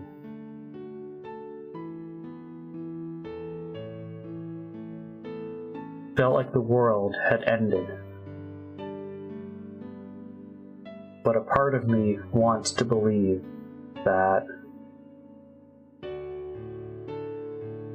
the world hasn't ended yet.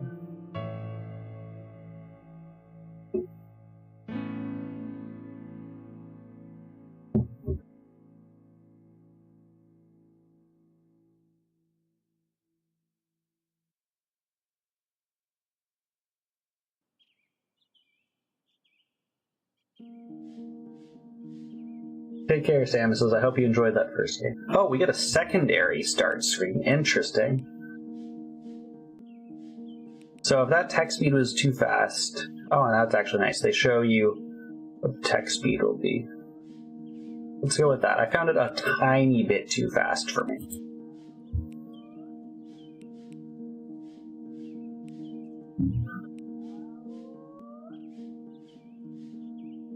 We got Dinecraft.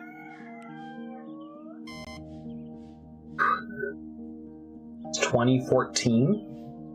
And we are, I guess, somewhere between 12 and 13. I said start. Wake up, my dude.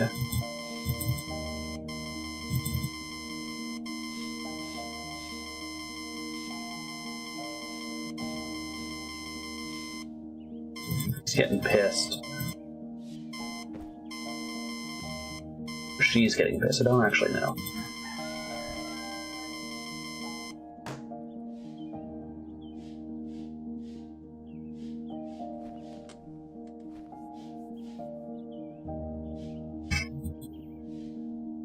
Why does this pillow look so realistic, whereas the rest of this does not?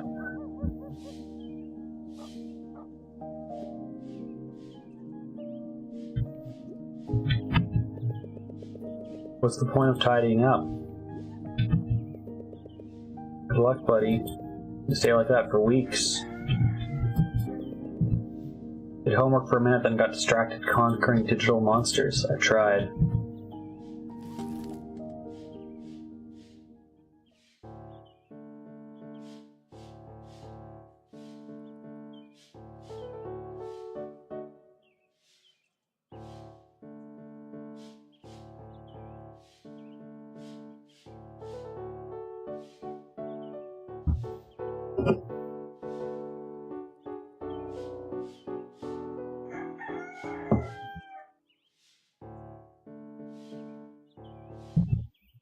I'm going to skip that just because I don't know what song that is and I don't want to get DMCA'd. Guess we'll stick with Twinkle Twinkle. I mean, that was fine. Virtuoso 23 application status. Dear Mark, thank you for your interest in joining Virtuoso 23. After reviewing the applications we received, yours was not selected for further consideration per our selection criteria. We'd like to remind applicants that we can only select a few new members as we try to make space for more every year.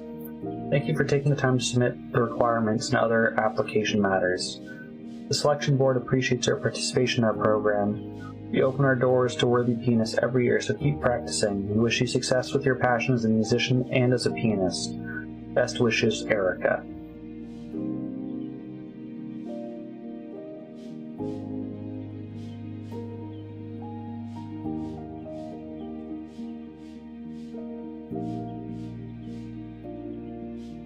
Wow, we can get 1.5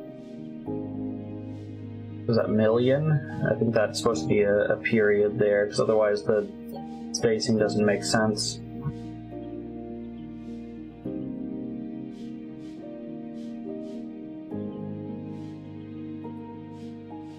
And one of our parents... Okay, so we are son. Sorry to keep you waiting, but still an update on our homecoming situation here. On its last life. Not sure if that's a typo or if they're supposed to be typing this fast. One of our electricians was shot to death in an accident. We might... Okay, I think it's supposed to be that they're typing this fast. We're going to work till next year to fix the damages, or someone else might get hurt. I don't know. If things get in good shape, we'll see. We'll try. I'll ask your mom to when she reaches back to us. Hope you're doing well in school. Love you.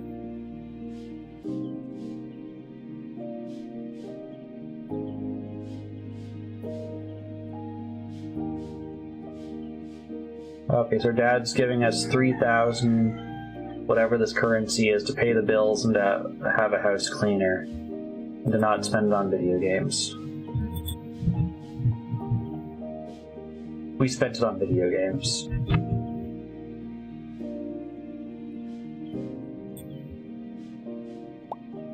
This is what I was saying about it has little, like, things. So we have to button up our shirt so we can look all rock and roll.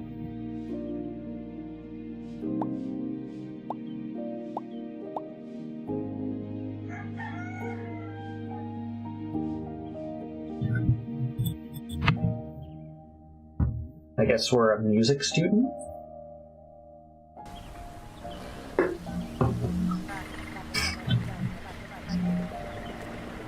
Another very exciting day.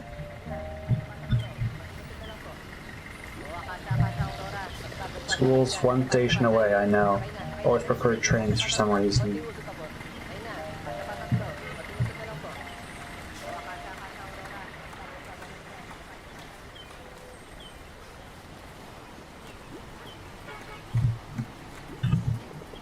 Poor thing. May now rest in peace, Jimmy. I'll always be with you.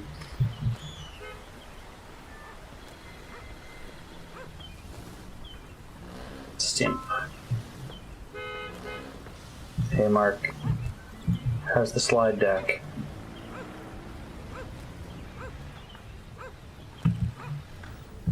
For what? So interesting, I have to hold my space bar. Type, huh? Don't tell me I forgot about the book report. Uh-oh. Wait, you're kidding, right? Well, we totally lied. They've given us weeks.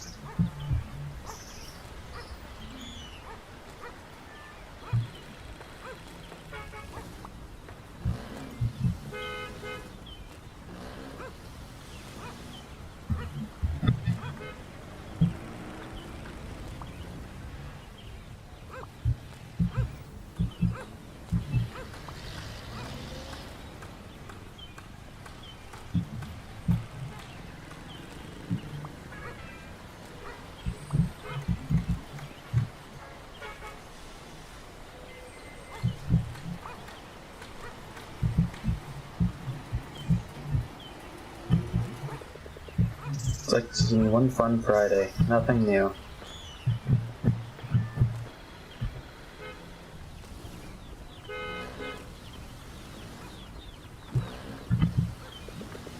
Hey kiddo. Freshly dyed and colored chicks. Want some? Color me uninterested.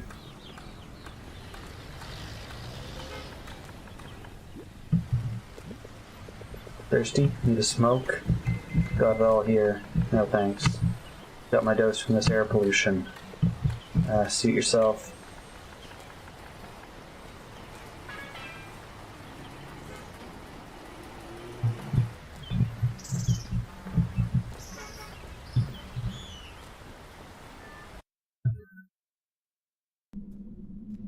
I'm gonna Google, but I think this is taking place in the Philippines, in Manila.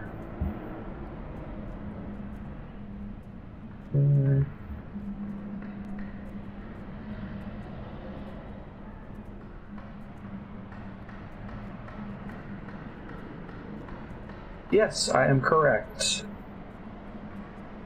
It's a fictional part of Manila. Interesting. And sadly, Mrs. Popeye's not here to see this. She might want to take a look at this after.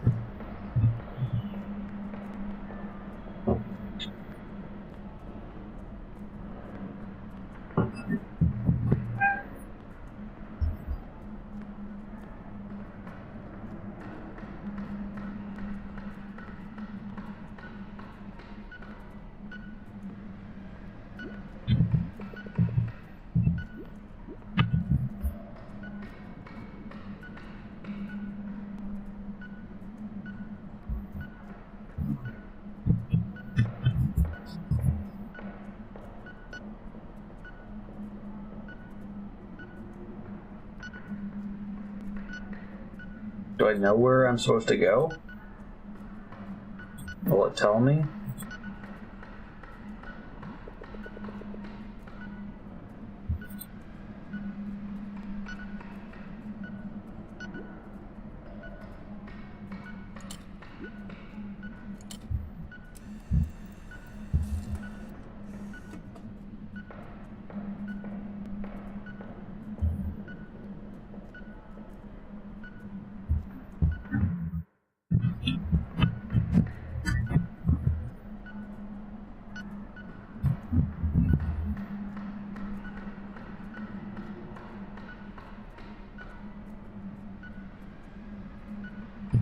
I assume we picked up our ticket.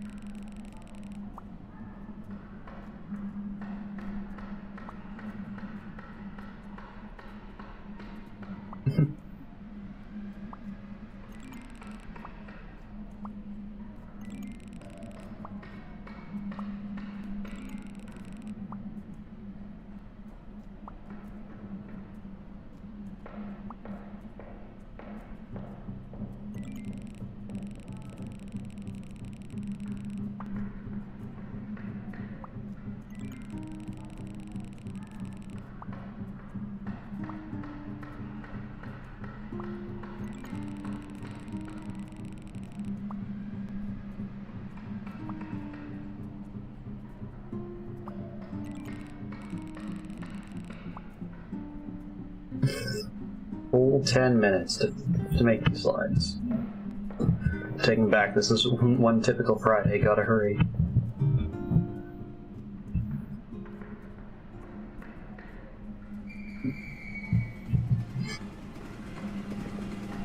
Alright. You can do this.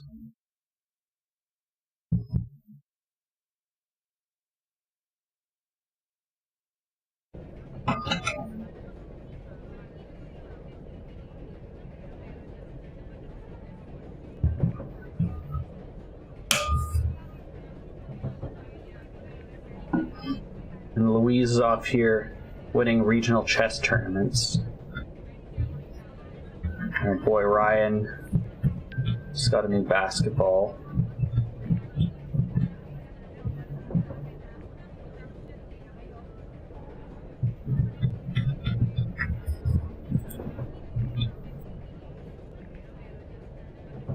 It's weird to me that I can't WASD this. I have to use my mouse.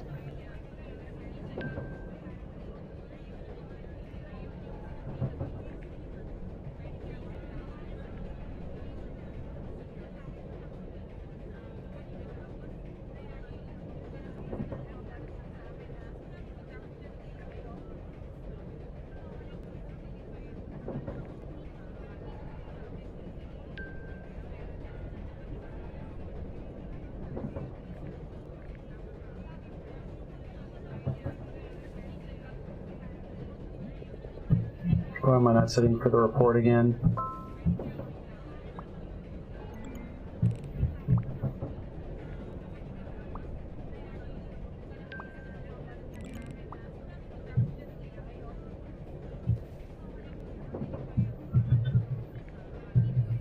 It said come forward. I guess it's forward in the train. I interpret it as walk forward.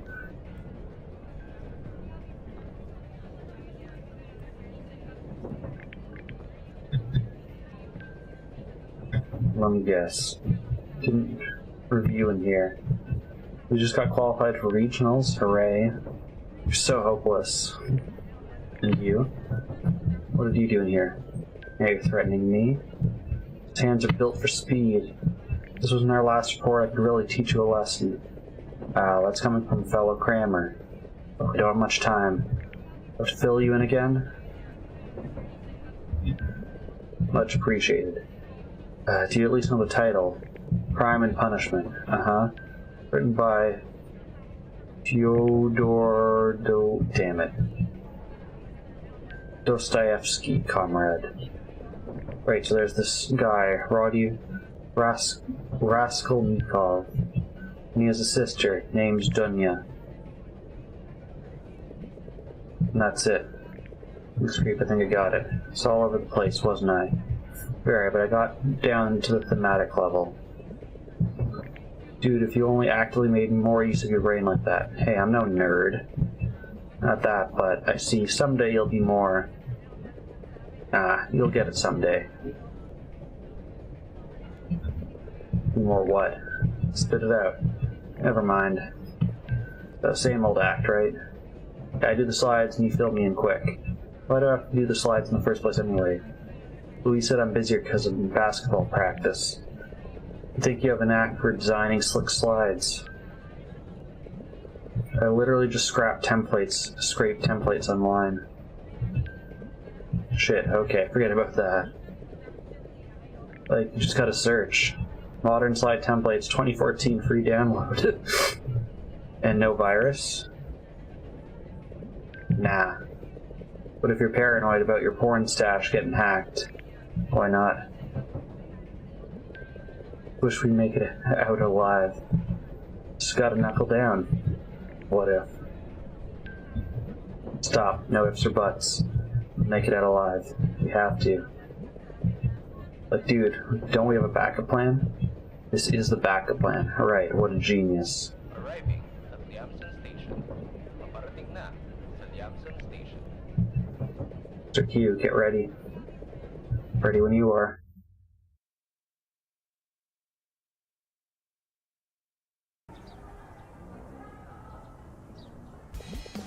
Okay, let me just boot this sucker up. ball is life, it says on his laptop. Can smell urgency, so stay still, or it'll lag like hell. Not a decent model. I know, but my brother made this thing crawl. Stupid ass live wallpapers. Okay, here we go. Roger. Book info. Start with the basics. Title and author. Right, Crime and Punishment by Fyodor Dostoevsky, SKY. Next. Main idea and themes. Yeah, crime, murder, and stuff. More or less. Next. Characters. Raskolnikov and gang. I forgot how to spell them. That search engine's your friend. Keep calm and read, it says above us. Shit. Sheesh. The internet couldn't get any slower than that. Dude, no. Felt my phone vibrate. Must be Louise. Should I even bother? Let's get this over with first, and we can get to her later. The class is starting any moment now. I know, so let's hurry. Okay, next. Character analysis. Remember correctly, Louise has that in the group chat. Really? I love her. Quick, next. Setting in quotes. I don't know, search for cold images of places drowned in poverty in bars or something. Too easy for this place. Shit, my phone's ringing. Okay, let's calm down for a moment. Almost there. I tolerate cramming, but surely not this. Look, man, slide 16 thanks to your weird skill. Oh, and how dare you call that weird? It's helping you, and just that, while I... Okay, stop, breathe. Right, we're nearly there. Maybe just a friend I haven't paid yet. What? None of your business. Next. Story analysis. Control C, Control V. Preach. Anything else? Our own take on it. You almost forgot that. Surprised you already have one. Formulating one at the moment. Mark, ladies and gentlemen. The guilt, anxiety, and mental torture are the punishment. Where'd you get that? Guess it's pretty obvious. You should be the last ones. Wow. Wow. Never ceased to amaze me with that hand-eye coordination. Can't believe we did it, again. Really sorry for being a terrible groupmate, man, but you did it. Don't apologize. This is thankfully the last time I'm boosting you up. Seriously, for the nth time. Can't believe we did it. Did what? We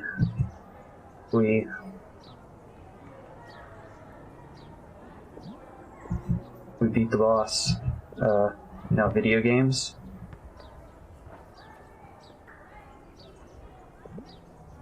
Yeah, the legendary Minotaur. Yep, that. Minotaur Demon Evil Force. Oh, really? Yeah. Kicked its big butt. May I see? Oh, no.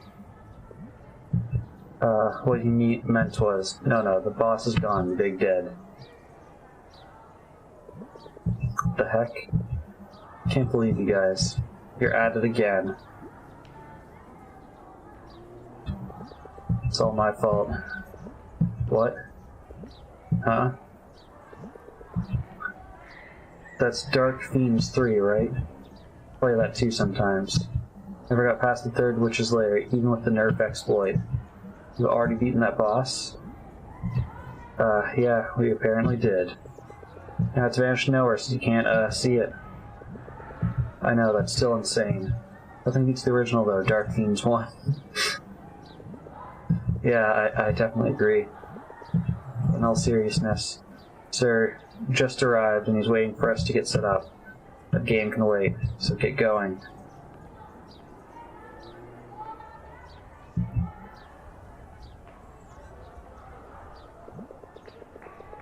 Another powerful being showered sheer luck on us. god, I was so ready to turn myself in. Dude, let's just, yeah, stop with this cramming bullshit and preach.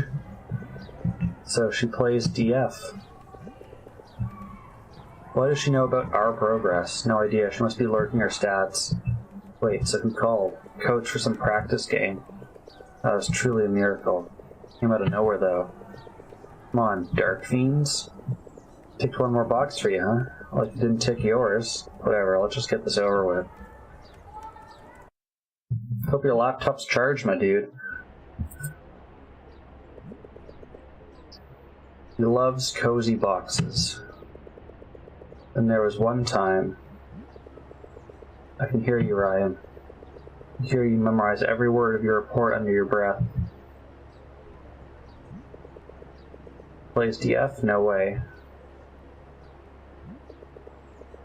I hate her. She shouldn't have said that. Well, good luck. He's out of my league anyways. I remember last year's Valentine's. We weren't classmates back then. Those three popular senior boys were waiting for someone. There were flowers, chocolates, and whatnot. Then this Louise girl came out. The three musketeers greeted her in sync. She just walked right past them as if they didn't exist. Must be stuck up. Hey, plays DF. Yeah, it's the same face we saw that day. What are you looking at? The weather sure looks nice today. Yes, I'm rather glad the rain has stopped. What? What's the matter? Hasn't rained the past month.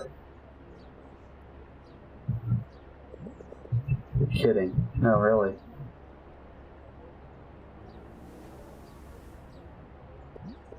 Seriously? Memory serves me right, yeah. Must be mixing them up again. You okay? Yes, I'm fine. No big deal. It's weird, I swear I remember no rain. Well, at least I got away with that. Man, I was just reminiscing. Guess I'll just listen to Sir. Fluffs of foam were all over the place. So my wife and I had to buy a new sofa. Surprise, surprise, why did I even try? Sure, it was touching at first. Like it's hella boring after 10 consecutive retellings. Let's see what the class has to say. Even an attentive listener is brought down to her knees. There we go. Yawns attacking from every corner. No one can challenge Junjun's nocturnal sleeping cycle. Of course, he's the principal's son. Just sad. I miss my dear Choo-Choo so much. Wishing he's purring well up there. Anyhow, I hope you got a thing or two from my story. Okay, class, let's begin. Next book report is from Louise and company. You may set up and begin,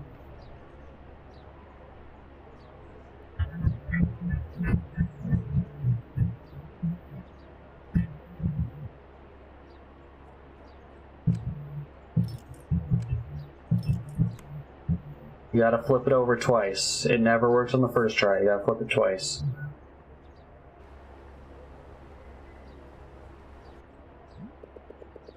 Alright, here goes nothing. Wait. Shit, the slides. What if we missed something? What if we did something wrong? What if...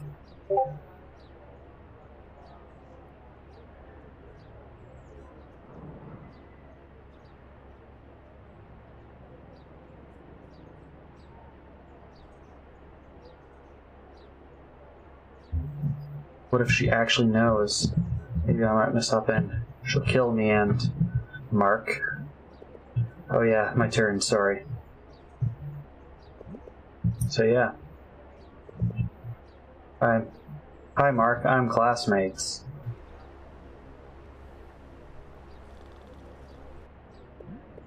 Today I'm accompanied by my group mates, Ryan and Louise. Present our book report on Crime and Punishment by Fyodor Dostoevsky. Crime and Punishment is arguably one of the best works of Russian literature, exploring themes of human psychology, morality, and crime, murder, consequences, repentance, and more. The story starts on an exceptionally hot day at St. Petersburg. When I say exceptionally hot, the author means to thematically link the setting to crime. More on that later on.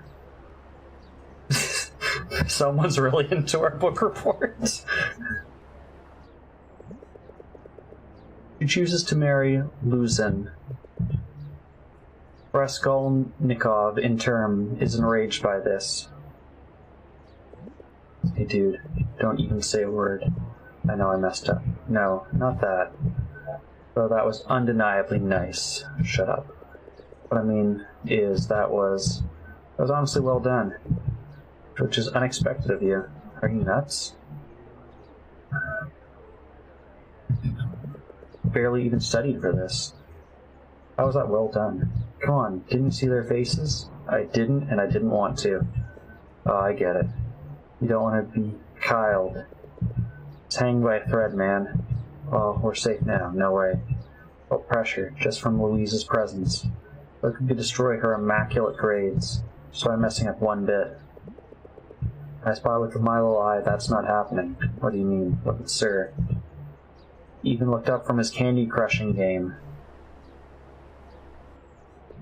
Whoa. Right, he's actually listening. That's genuinely a rare occurrence. Look at him.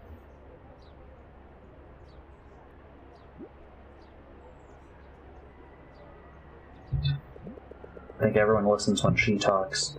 Well, you got me there. Excuse me for a moment, Miss Ordunia. Mark and Ryan, perhaps you want to share the conversation with the class, Can't let us know. We'd appreciate your silence. Miss Ordunia is doing all the talking here. Sorry about that, Miss Ordunia. Please continue. She's a teacher's favorite for a reason. Shh.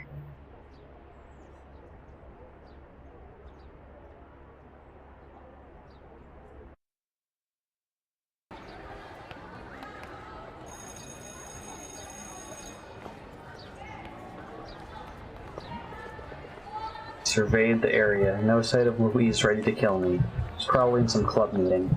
Come on, I just need my lunch break. Cafeteria's not that way.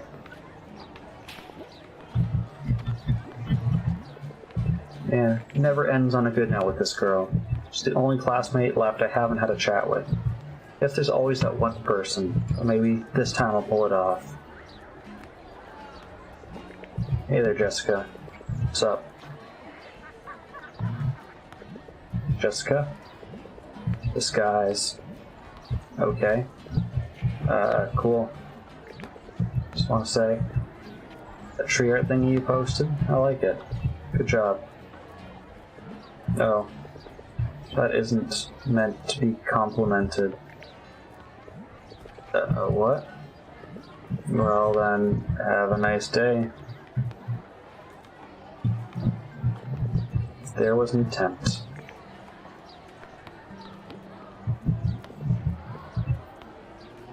Dear May, I hate you, May. Give me back my queen, Elsa pencil, or we are no longer friends. Regards, Jen. Poor gal, Jen. I'd say that letter writing lesson was retained very well.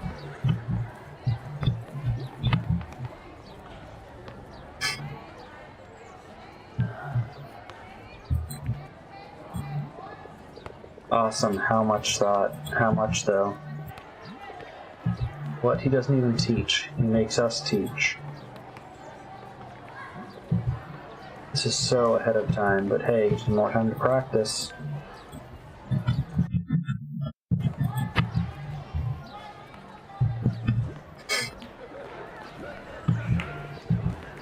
He sold like hotcakes on his first week, now just collecting dust.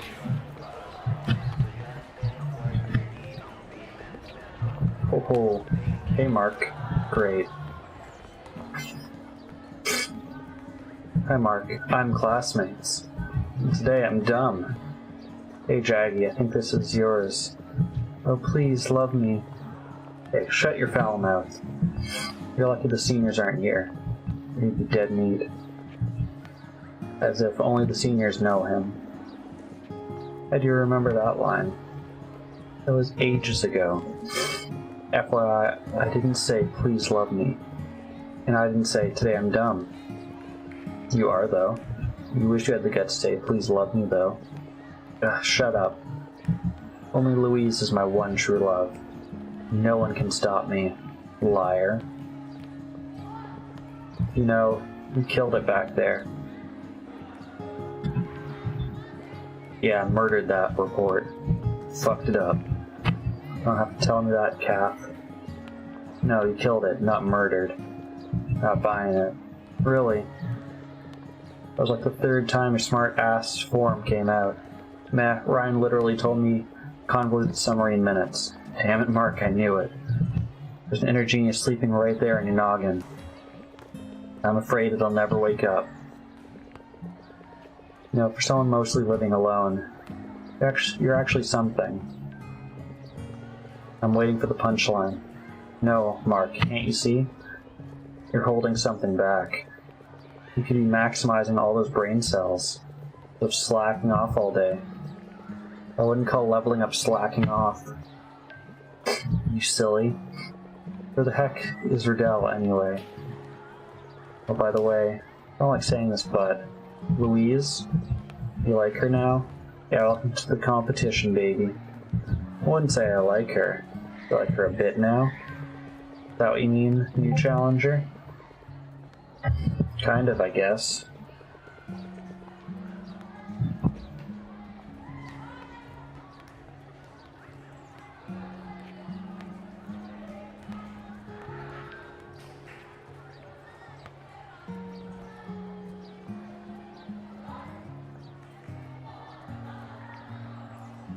Now you're actually talking to her. This is new. Because you wouldn't believe this. Plays Dark Fiends.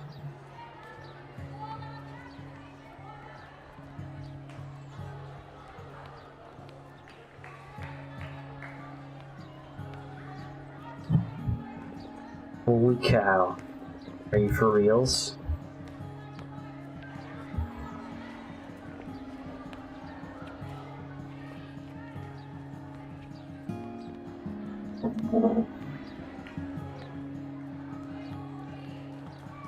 For reals.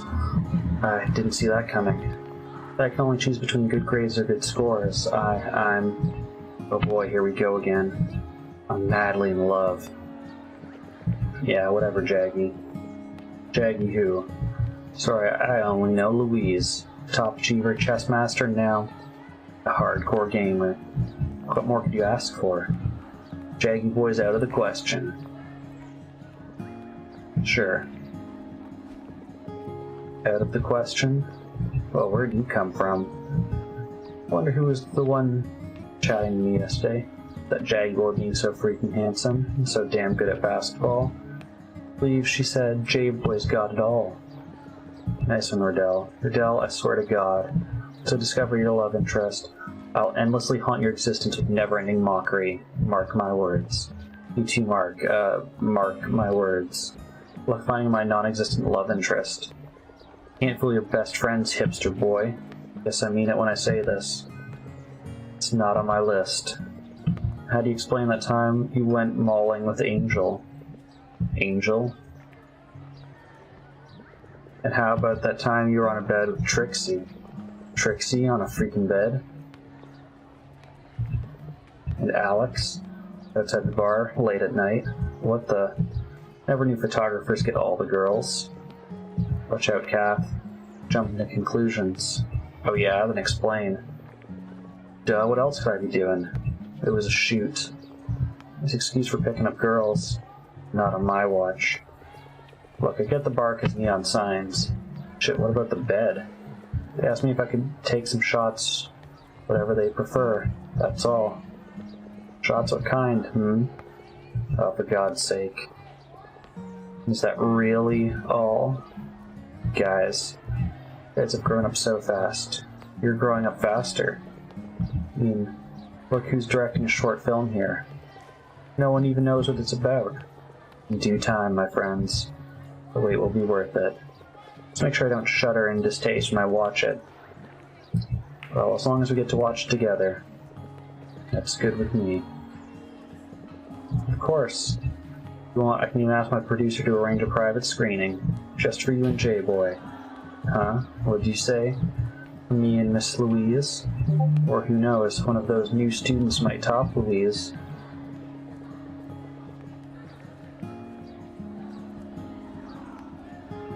How dare you speak so ill of our goddess? Wait, what?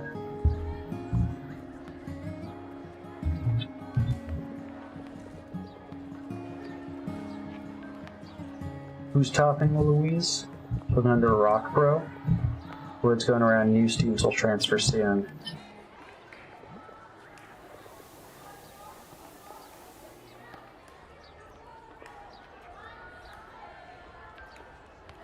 That's strange. 9th graders? No, that's all we have right now. Oh yes, it's my time to shine. And impress those new girls with my undeniable charm. Sure. Take it till you make it. Now what, J-Boy? Let's eat before break's over. Hate you two.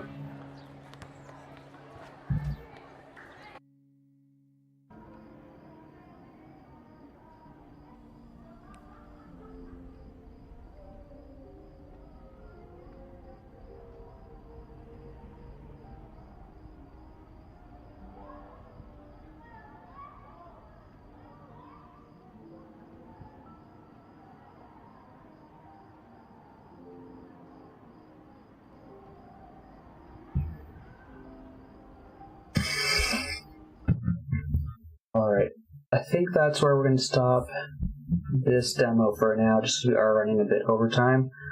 So again, that was Until Then. It's currently on Steam for 26 Canadian, or I think that's roughly about 17 American. Great art style, great comedy. Love all these characters. Definitely, it's got some replayability with the choices. I'm totally curious if you blew that presentation, if anything would have been different. I don't know if this game has multiple endings or whatnot. But yeah, that was Until Then. We've got one more game that we will... How do I save this?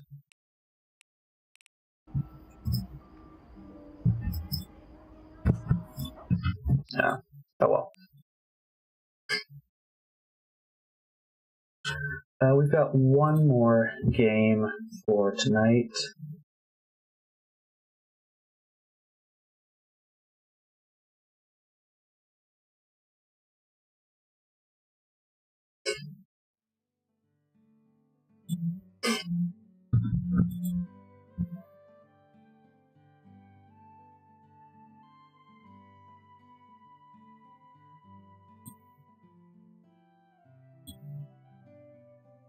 I see this is one of those games that doesn't like when I click away from it.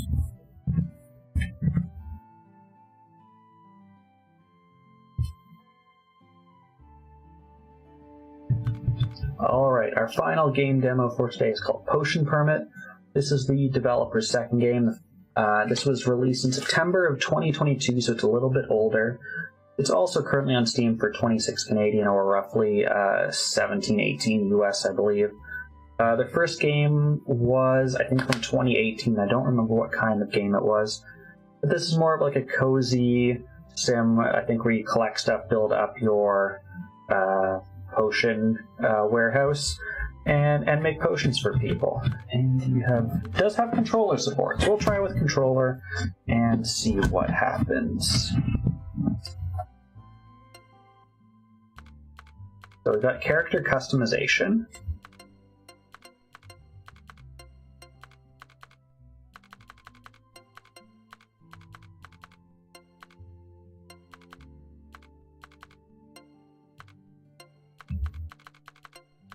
And so far, character customization's looking pretty good.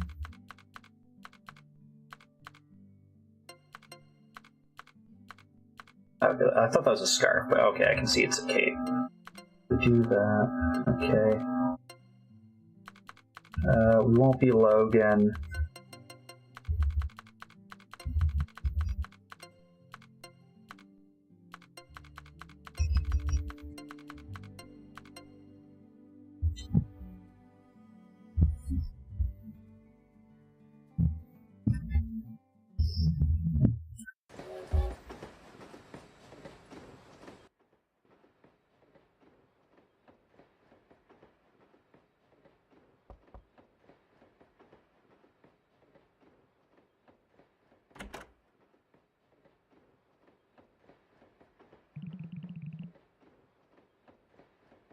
Excuse me.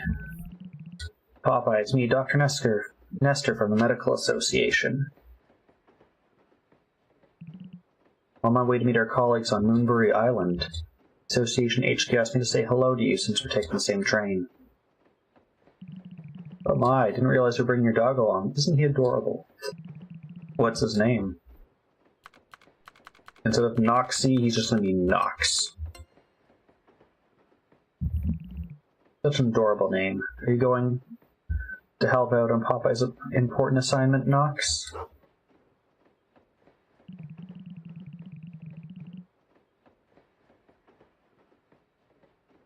We're almost at Moonbury Station. We're on the island. You'll be representing the Medical Association. Do you have everything in order? This is a valuable opportunity for us. We're all counting on you. If you're successful, we may finally be allowed to establish a branch on the island.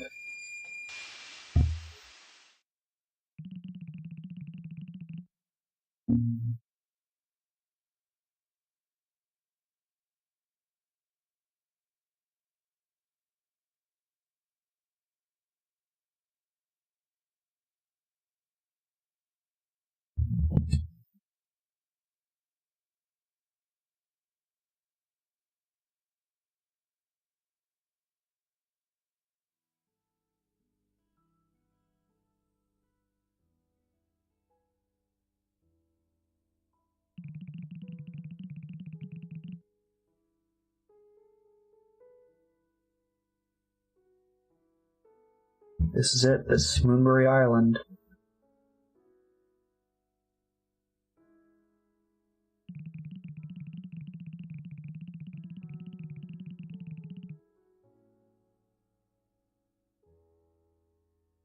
Here are our colleagues. Please allow me to introduce Moria and Colin. Hi. Nice to meet you.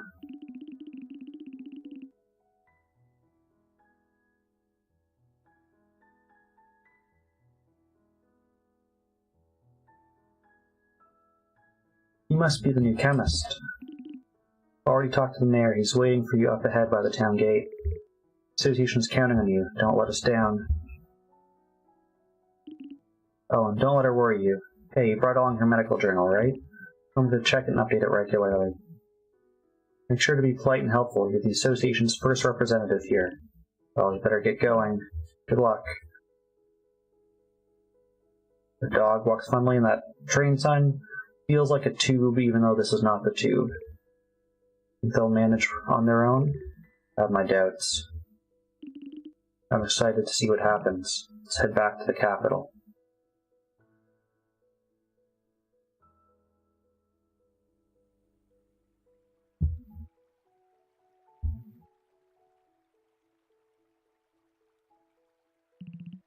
We've been expecting you. Allow me to welcome you to Moonbury. My name is Meyer. I'm the mayor. This is my wife, Marielle. Absolute pleasure to meet you. Me who sent that letter to the capital. See, our daughter needs help. Aru has been feeling off color for a very long time. Trying to find a cure for her, but as yet to no avail. Your help. We hope she'll get better. Oh dear. Anyway, Rue is currently being seen by Moonbury's local witch doctor. It'll be some time before she returns. Before that, I should tell you a little about Moonbury's previous dealings with chemists from the capital. Be so kind as to come with us. Before I explain everything, I'd like to introduce you to everyone.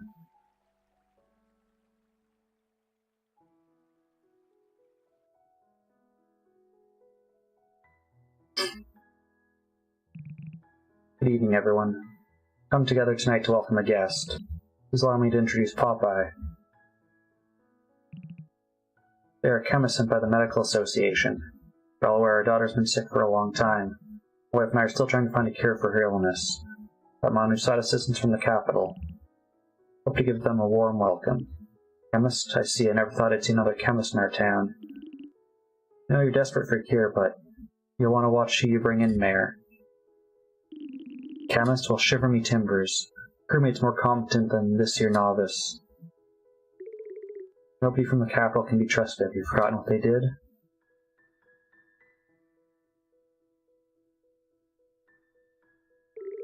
I know. Won't anyone make a newcomer feel welcome? Please forgive us. Everyone's just a little excited. If you'd like to follow me, I'll show you to your lodgings.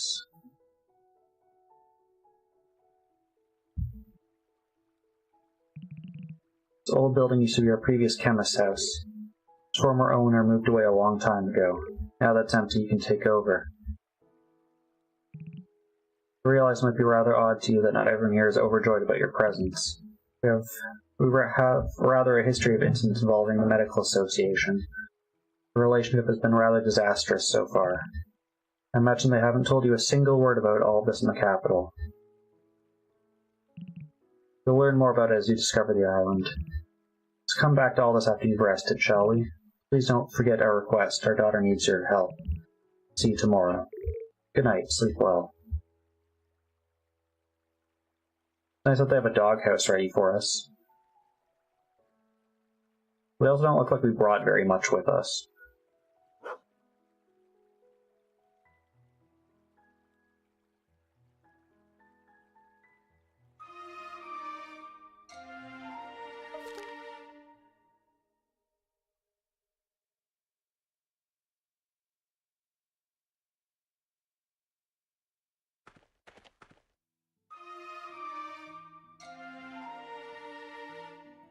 I don't know if I just slept a whole extra day.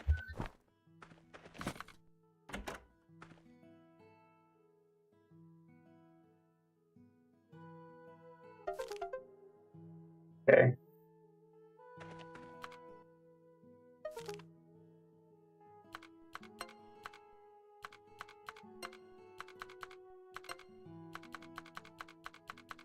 Oh yes, our very tattered rug that we felt was totally necessary to bring. And our very broken sofa.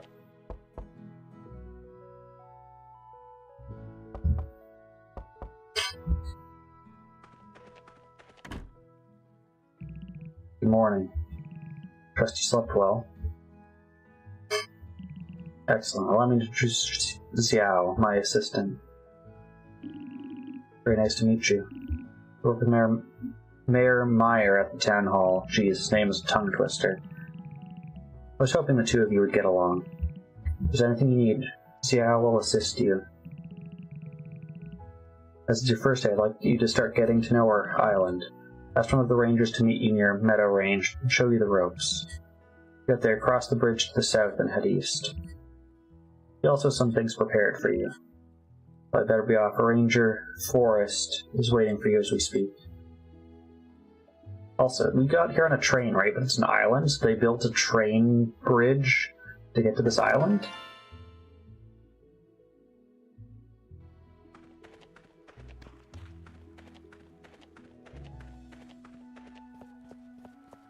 Faster than our dog.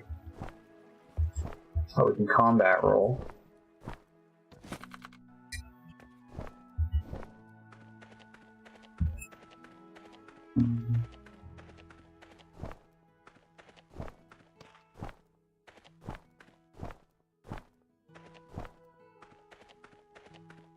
Tree forest.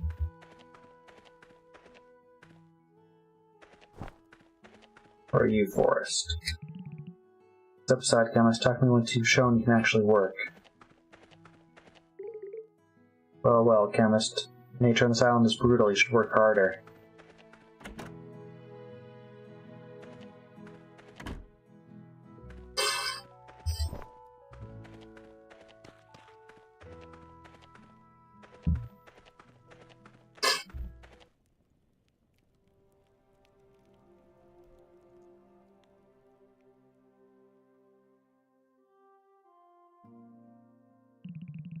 Hey there, you must be the chemist. My name is Forrest. Mayor Meyer said you'd be coming along this way. Got a little something for you. Call it a welcome gift. I need it because I've got an errand for you. I need to gather some herbs. Sure you know how, right? By the way, the mayor probably told you. An accident in the past killed off many of our native plants. If only people from the capital worked responsibly, tragedies like that wouldn't happen. Just me and my big mouth. Once you're done, head back to my cottage. I'll see you there. Weren't you just there and told us to do work? Yeah, you were. So you teleported here for this cutscene. Well, for now, good luck out there, chemist.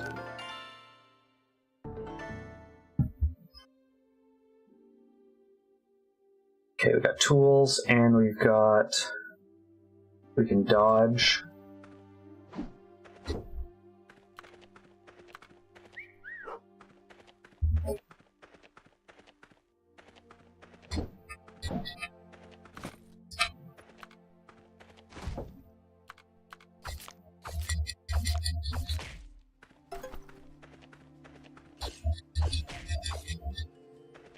Okay, we got combat. Oh, I thought you were like extra nice things.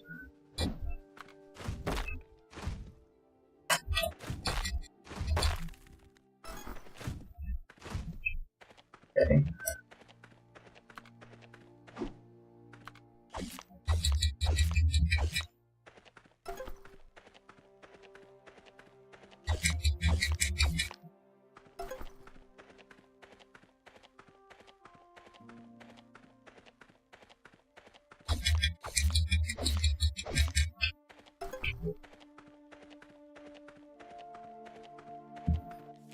I'll have to be right back for a second.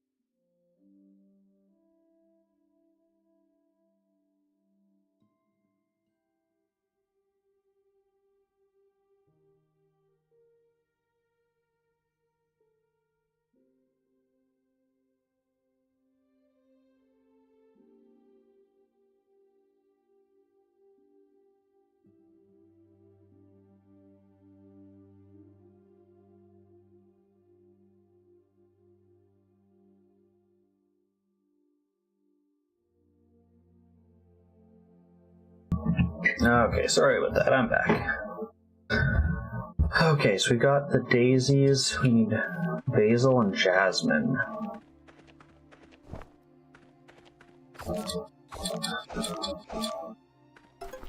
The daisy. Basil is a herb.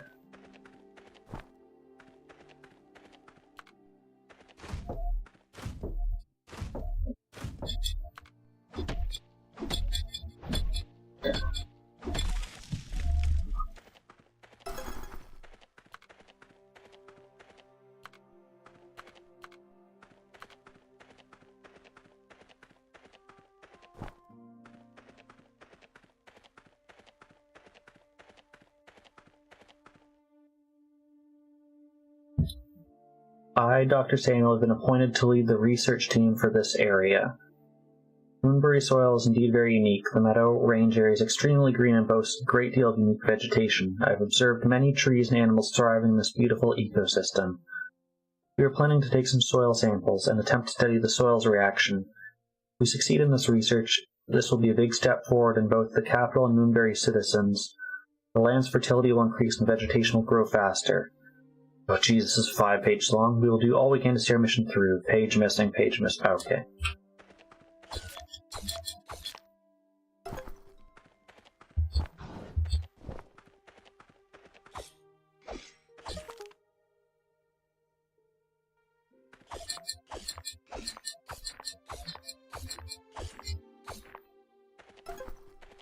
That's lemon. That's not even one of the ones we need. That purple one over there, that looks like one we need.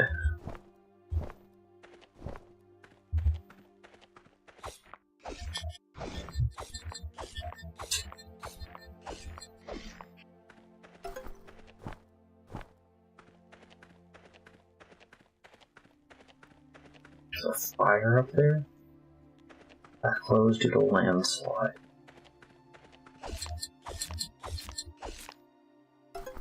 Okay, so this thing with the yellow on top is the basil.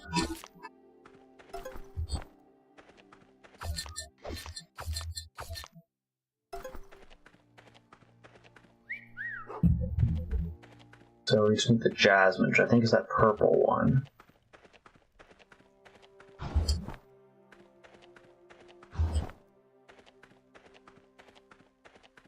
How do we get there?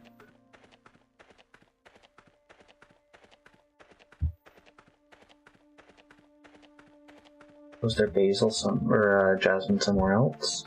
Hi, cat. Hi, Bubby.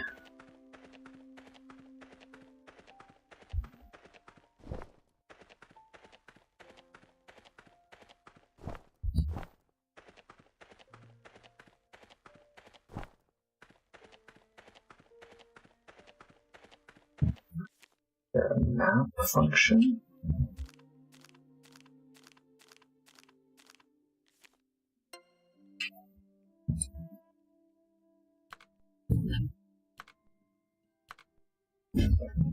It looks like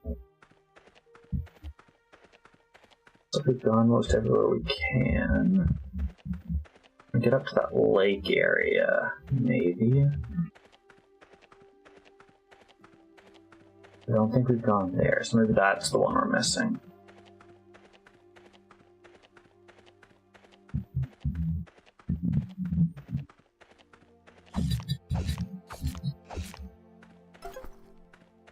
Okay, so this is the jasmine. I guess the other one's like a lilac or something.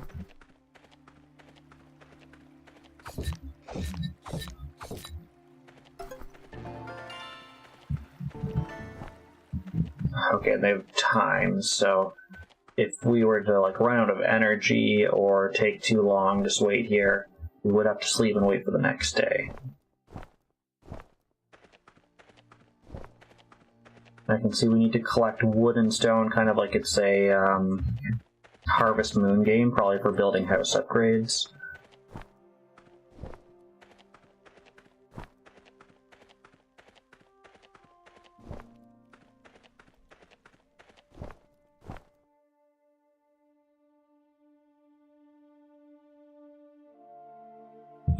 Sorry, my cat sat on my thing and changed my scene. Find everything I asked for? Good job. I have to admit I'm surprised. You completed your first task. I've got a new one for you. Find Zhao. I'll be waiting for you at the town hall. You know where the town hall is, right?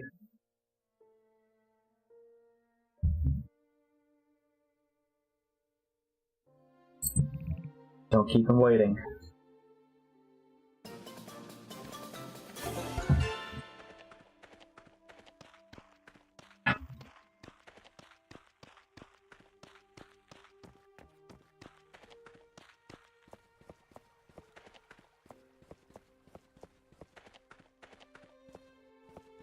That is beer. That is not the town hall. That was our house, right? Why do we have like a nice positioned house?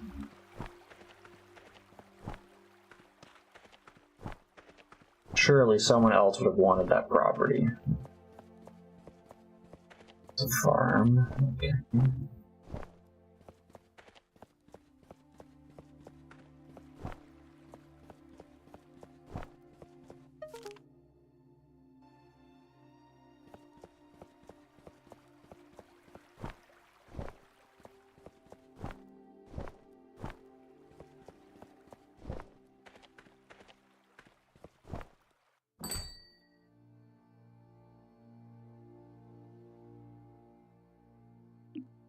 Here, you passed your first test with flying colors. Like I'll have to raise my expectations a little. Now let me introduce you to Runeheart. So you're the chemist. Ask Runeheart to repair the cauldron in your house. Sit over there together now. But...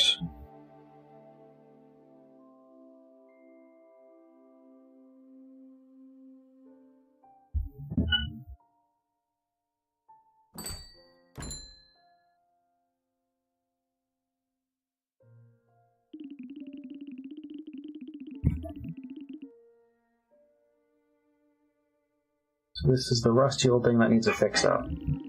That's right. Can you do it? Piece of cake. Piece of cat. Things are soft, Bubby. It's all ready for you. Oh, that's me done. Take good care of her, okay?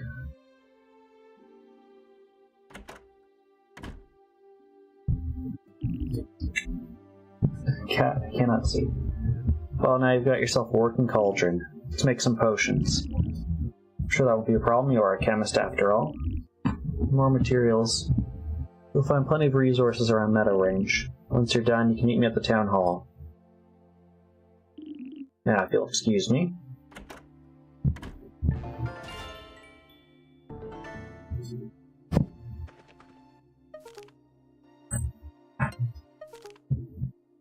Okay, so you have to put pieces in to fill a puzzle. Okay.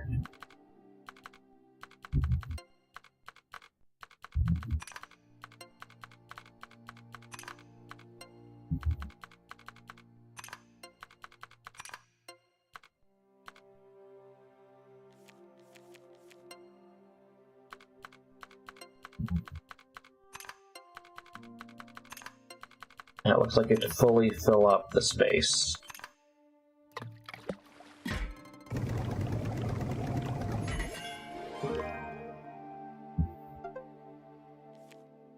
If you craft it enough times, it'll auto make it, it looks like.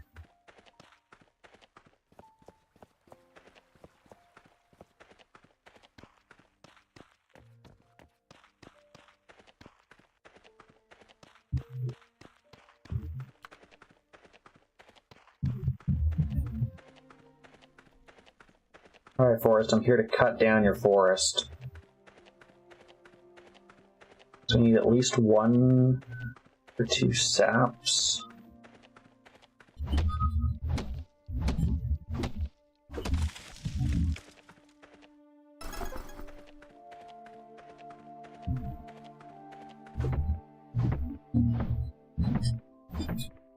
I picked a harder tree, it looks like. Does that mean more saps? No.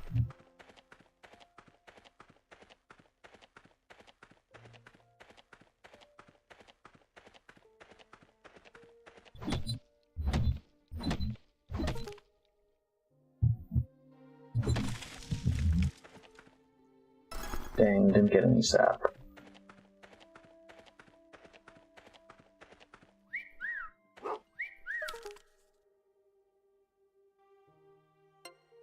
Give our dog a pet, though.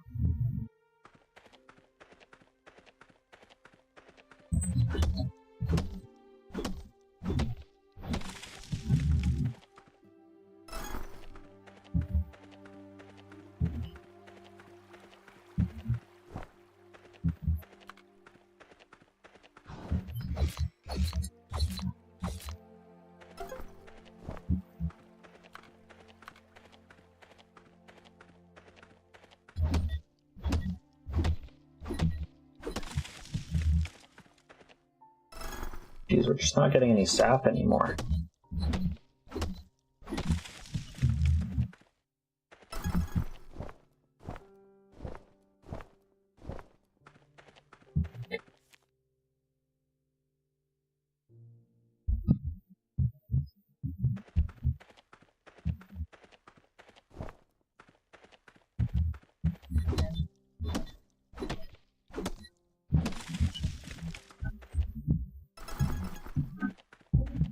Okay, I'm now playing through my minimized screen because my cat was in the way.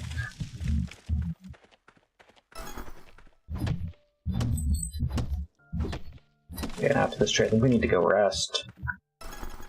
And maybe this was a way of forcing us to rest, that it's just not dropping anything anymore.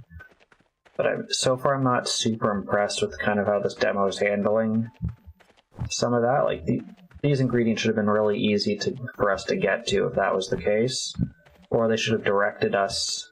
Like, I know they gave it a hint about if you ran out of stamina.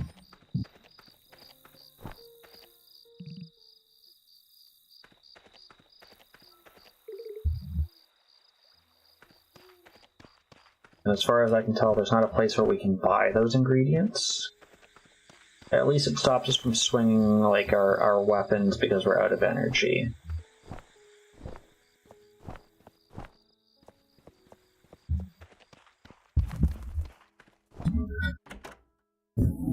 Cat, you don't need to rub on the microphone.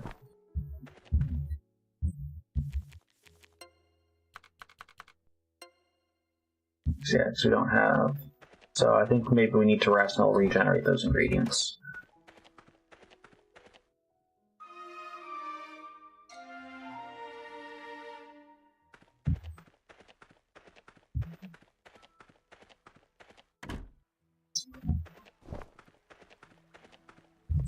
Or maybe it's just saying we can't do this in town. Maybe that's what it's saying.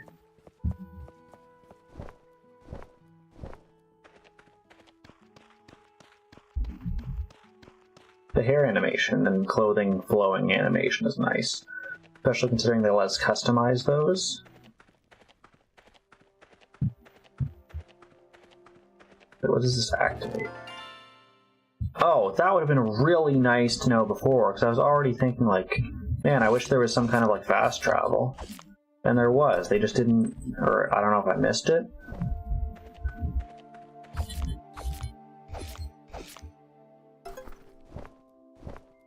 Now, this game has been out for a few years, so maybe the current version has a lot of this stuff that I'm missing.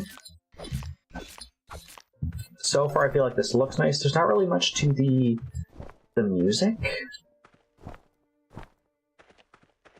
Like, I didn't change any of the audio settings on this. This is just the default audio settings. But it doesn't really feel like there's a whole lot to the audio on this. So far it looks nice. I mean, the controls are pretty responsive. Dodging feels good.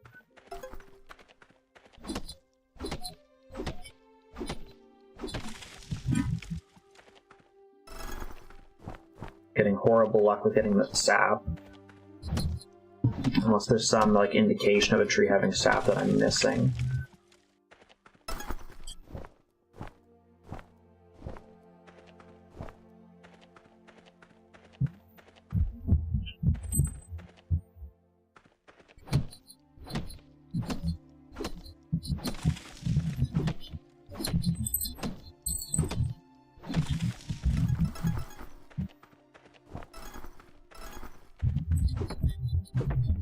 Try a big tree. So I think we need at least one more sap.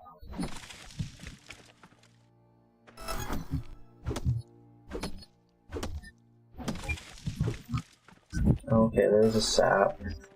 Again, I didn't notice anything different about that tree as opposed to other trees. Enemy AI is not great. Maybe I see yellow sparkles in this tree.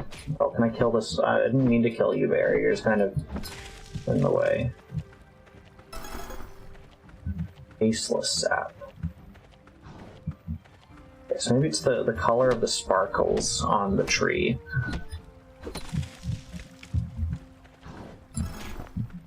Oh.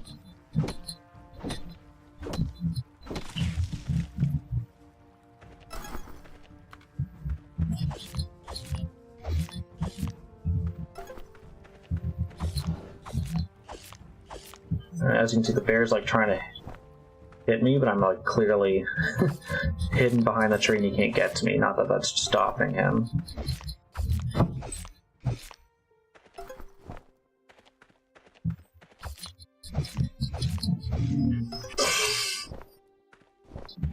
Alright, it is starting to get late, and I am starting to find this game a little bit repetitive, so we'll head back. Actually, can we fast travel?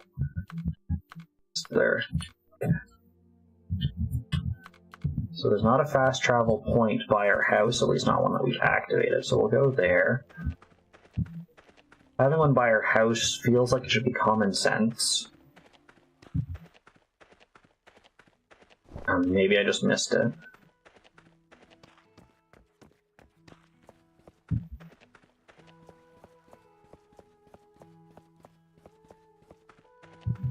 Like, just either, like, right... Oh. There is one. Dang it. Okay, either they didn't explain that well or I just missed it.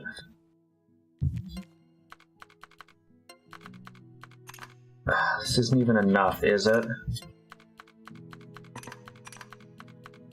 It's not. The fact that we've gone back and forth twice... Oh my gosh. Okay. This function was not explained well, I think, at all. Can't rotate pieces, but so I can, like, do this, right?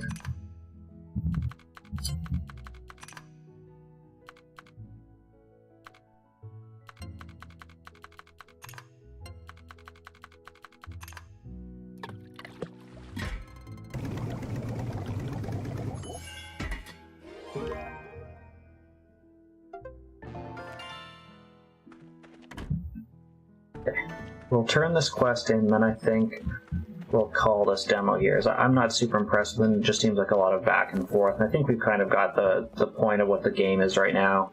You get a quest, you find ingredients, craft a potion, you give it to someone, and so on. Are you done with my request?